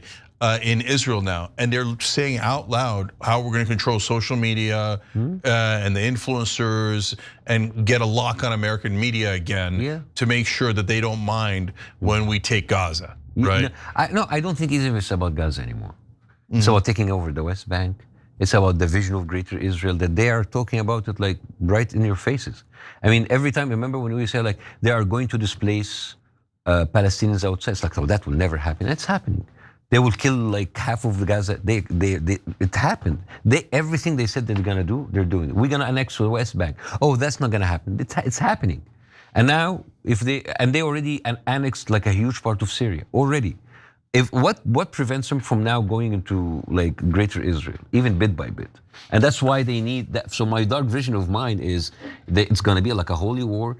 Maybe they can like blow up the Al-Aqsa, like have that temple with the red heifers thing that they're doing, which is like basically we're ruled by maniacs.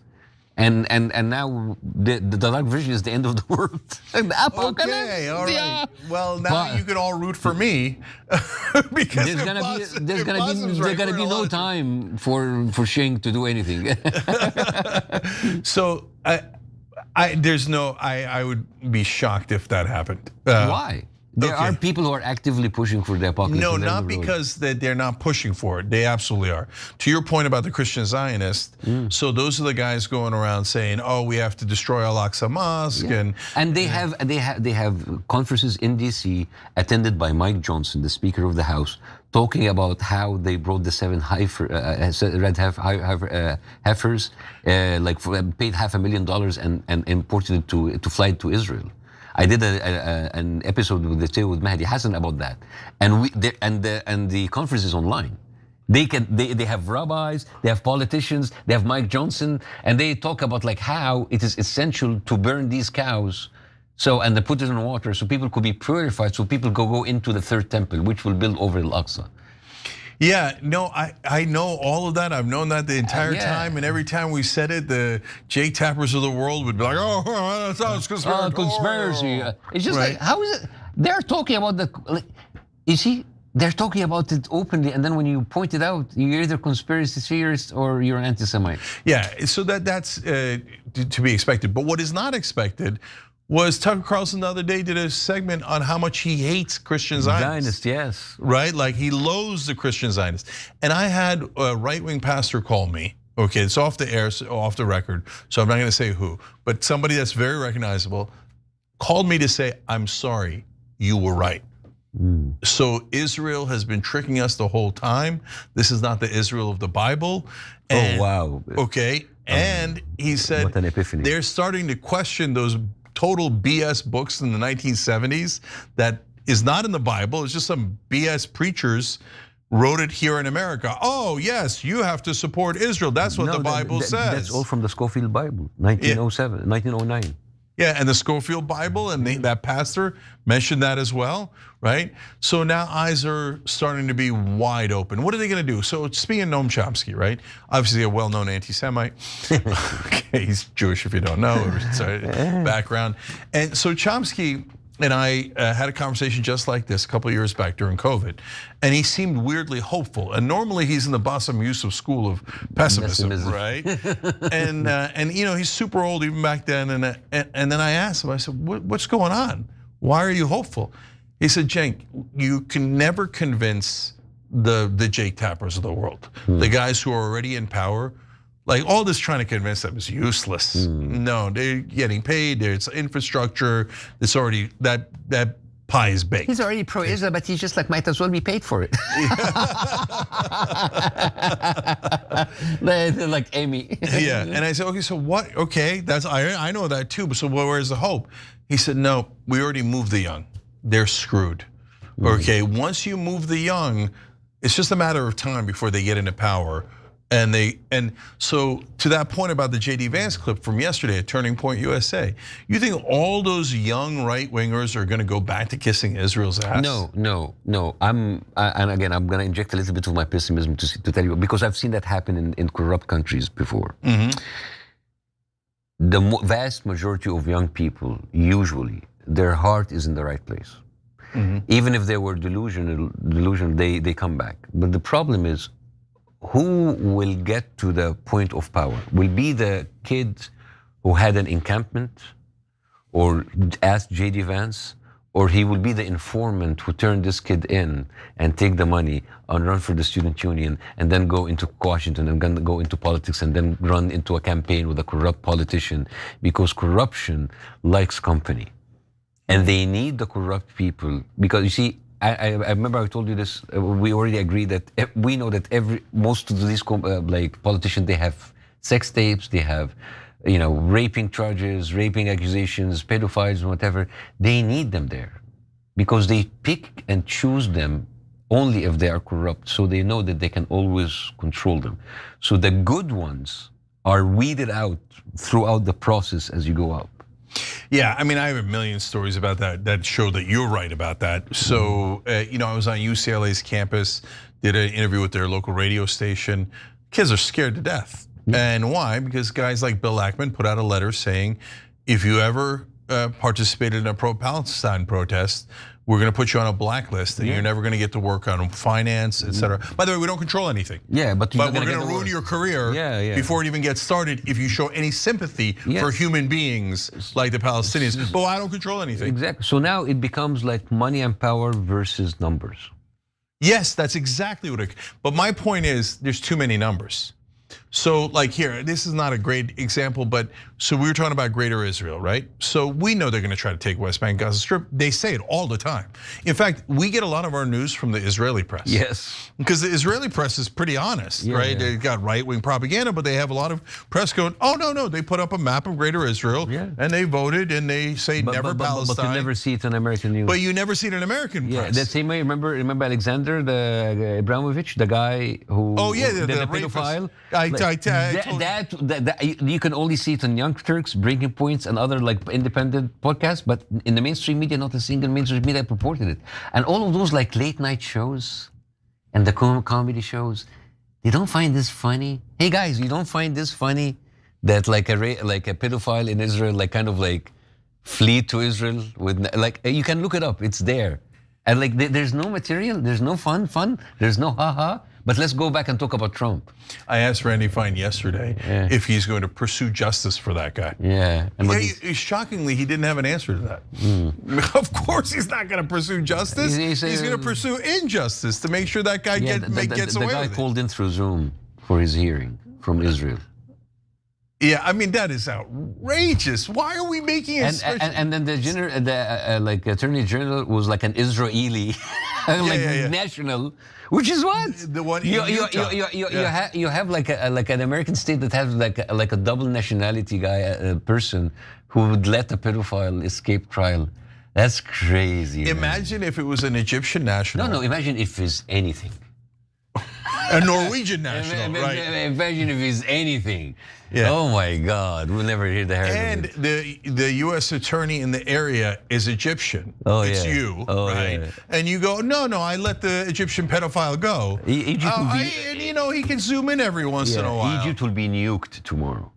Right, I mean, the Egyptian government official was here to rape our kids, but I let him go because I'm Egyptian. What's the big deal? And this is why. So this is why really the media is the Iron Dome, because you see, I had a conversation once with a U.S. senator, a U.S. congressman, and I lashed at him. It was a private dinner. I said like, you take money from Israel, whatever. And he said like, the average American citizen does not care about international issues or Israel. They care about healthcare, like guns, whatever. I said yes, because that's what the media talks to them the whole 24 hours about.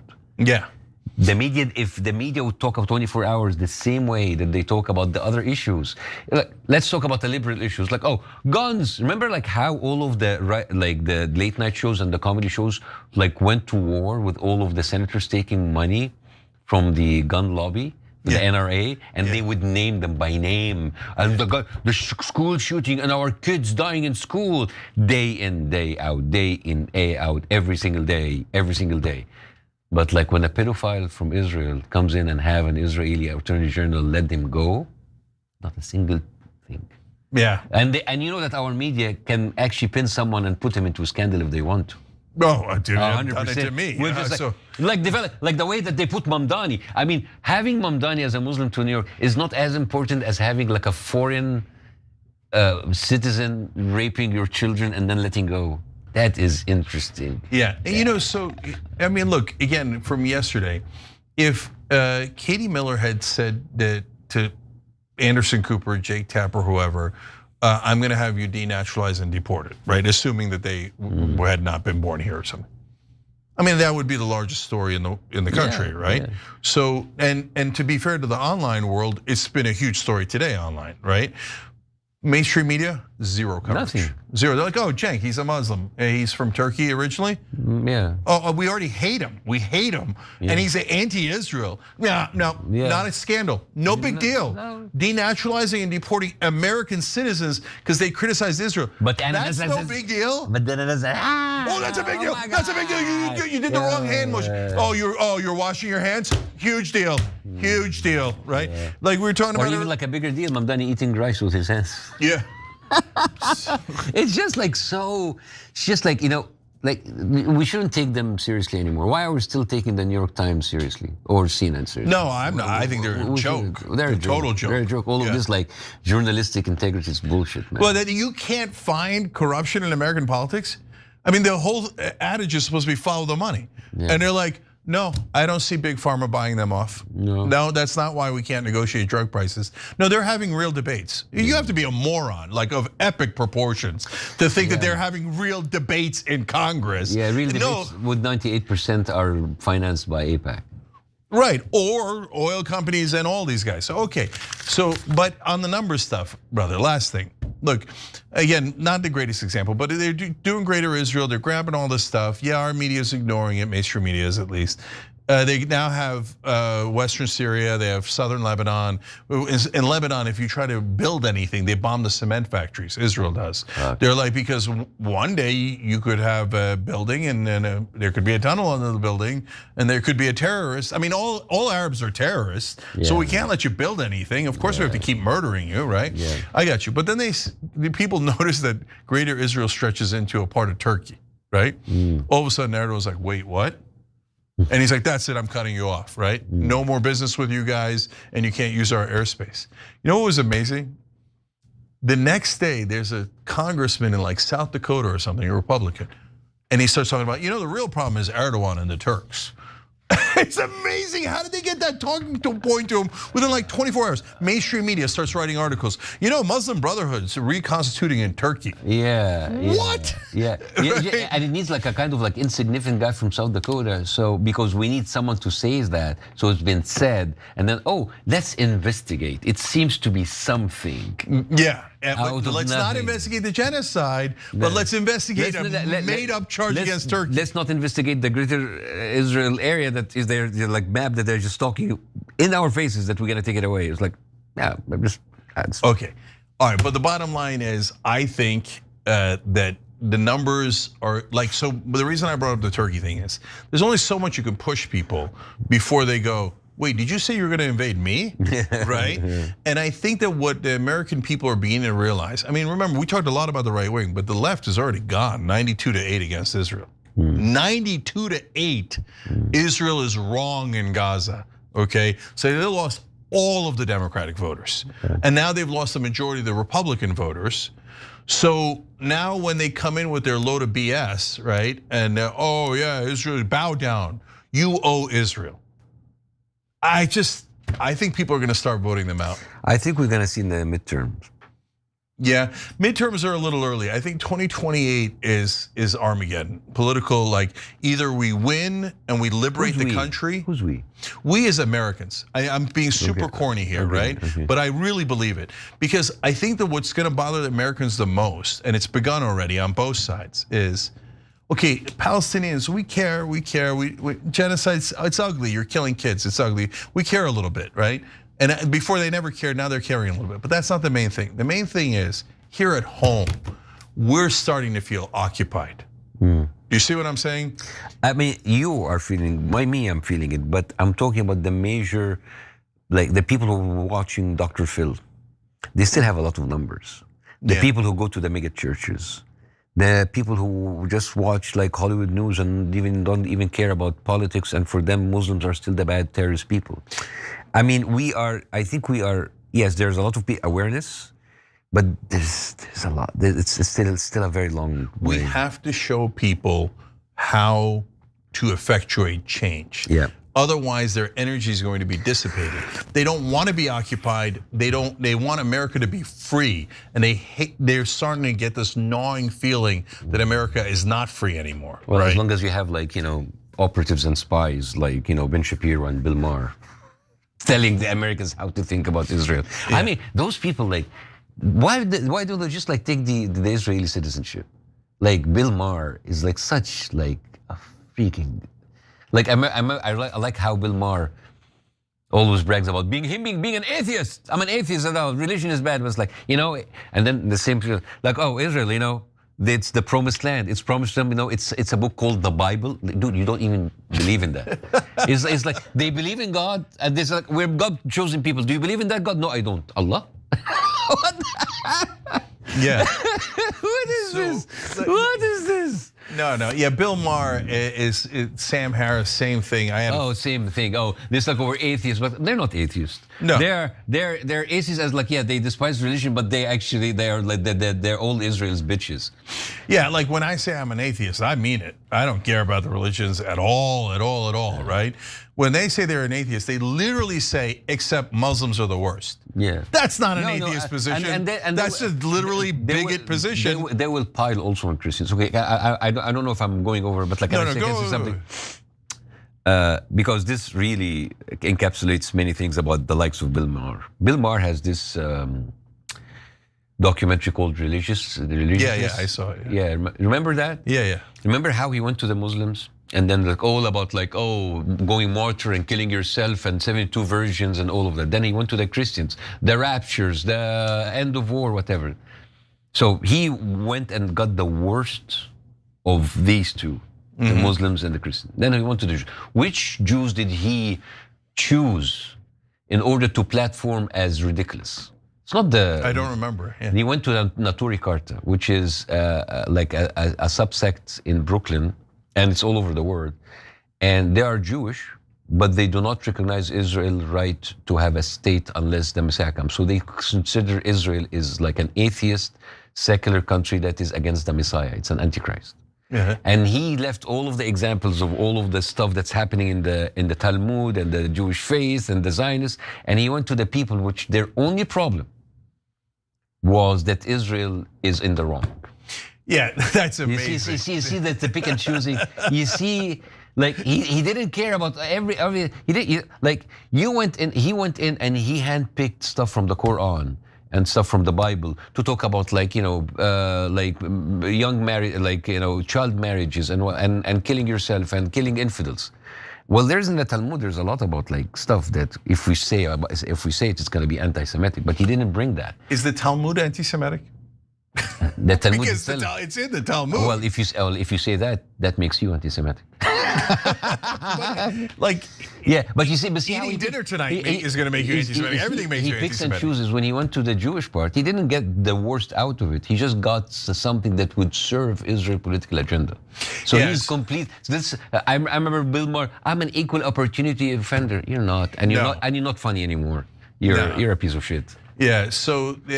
In Sam Harris, the interviews debate that we did like over 10 years ago, about 4 hours. So that's some interesting viewing there. But in the middle, he admitted, because he's like, it's a text. The Quran has the worst text. I mean, I'm opposed to all the religions, but the Quran makes Muslims worse because of how terrible the violence in the text is. So then I started reading from the Old Testament, and he's like, you're right, the Old Testament's worse.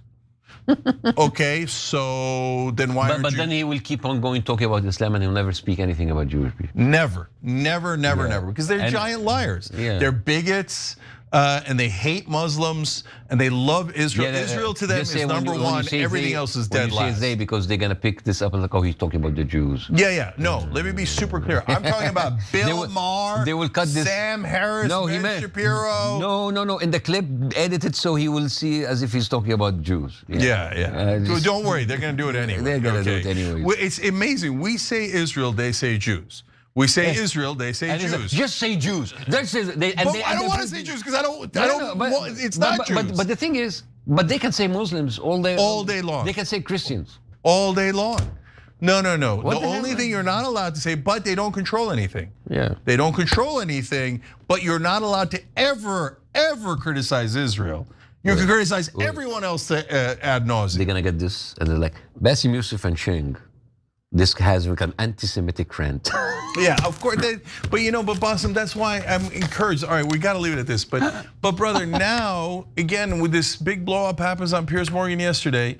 You read the comment section on every website that's covered it, okay, including X, very right wing these days, and there's no one supporting Katie Miller or Randy Fine. Right, left, middle, doesn't matter. They hate them. They hate them. Well, they are good as actually. Do you notice that they always put forward their worst people? Like, do they have good people? Like Rabbi Shmuley and Mike Rappaport. They I think they're doing that on purpose. I think they don't care about being hated. I think that part of what they want to do is draw in the hatred towards Jewish people, so they can hide behind them. Exactly. So that Israel can go, oh, you see, they hate Jews, so we have to. We have to. So self-defense. They've been doing it. Self-defense. They've been doing it all. You remember the whole idea when the army soldiers, they dance with the lingerie and they dance with any army in the world has discipline. They will not be allowed to put that online unless it was encouraged, unless it was allowed, unless it was actually pushed, because I talked to like a professor in London, so like they're doing that on purpose, so everybody was like hate Israel. Part of it is like it gives them the excuse, and second part of it is like they actually believe that like on the dogmatic side is that the whole world will be against Israel, so they need like give me more hate. Yeah, and it makes the Israeli citizens keep voting for people like Netanyahu because they think, oh, the whole world hates us. We have to protect ourselves by getting someone like Netanyahu who murders everyone around us because they hate us. So we had to murder them first. We had to. Bunch of psychopaths, man. Right. So unfortunately, look, you know who winds up being right at the end of all this is the guys that Bill Maher was making fun of, the Jewish guys who said, don't do Israel because it'll be an enemy of Judaism. It'll go in a nationalist direction, which is the enemy of religion, and you'll destroy Judaism if you do Israel. There's some chance they were exactly right. 100% right. 100%. I mean, of all things in the world, Jews against Israel turned out to be the most prescient group there is. Yeah.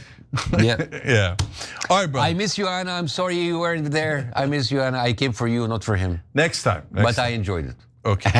All right. Thank you. Okay. All right. Much love. Oh wait, Bassem, where can people check you out? Oh, Bassem, @Bassem on Instagram, @Bassem Yousef at X, and website BassemYousef.xyz. I'm going to Arizona tomorrow. Halloween weekend and San Antonio next weekend. All right, and Israelis are going to want to check it out even more because on Halloween he's one of the scariest guys you know. Right? Yeah, that's my Purim. All right, we love you guys. We'll see you next time. Thank you.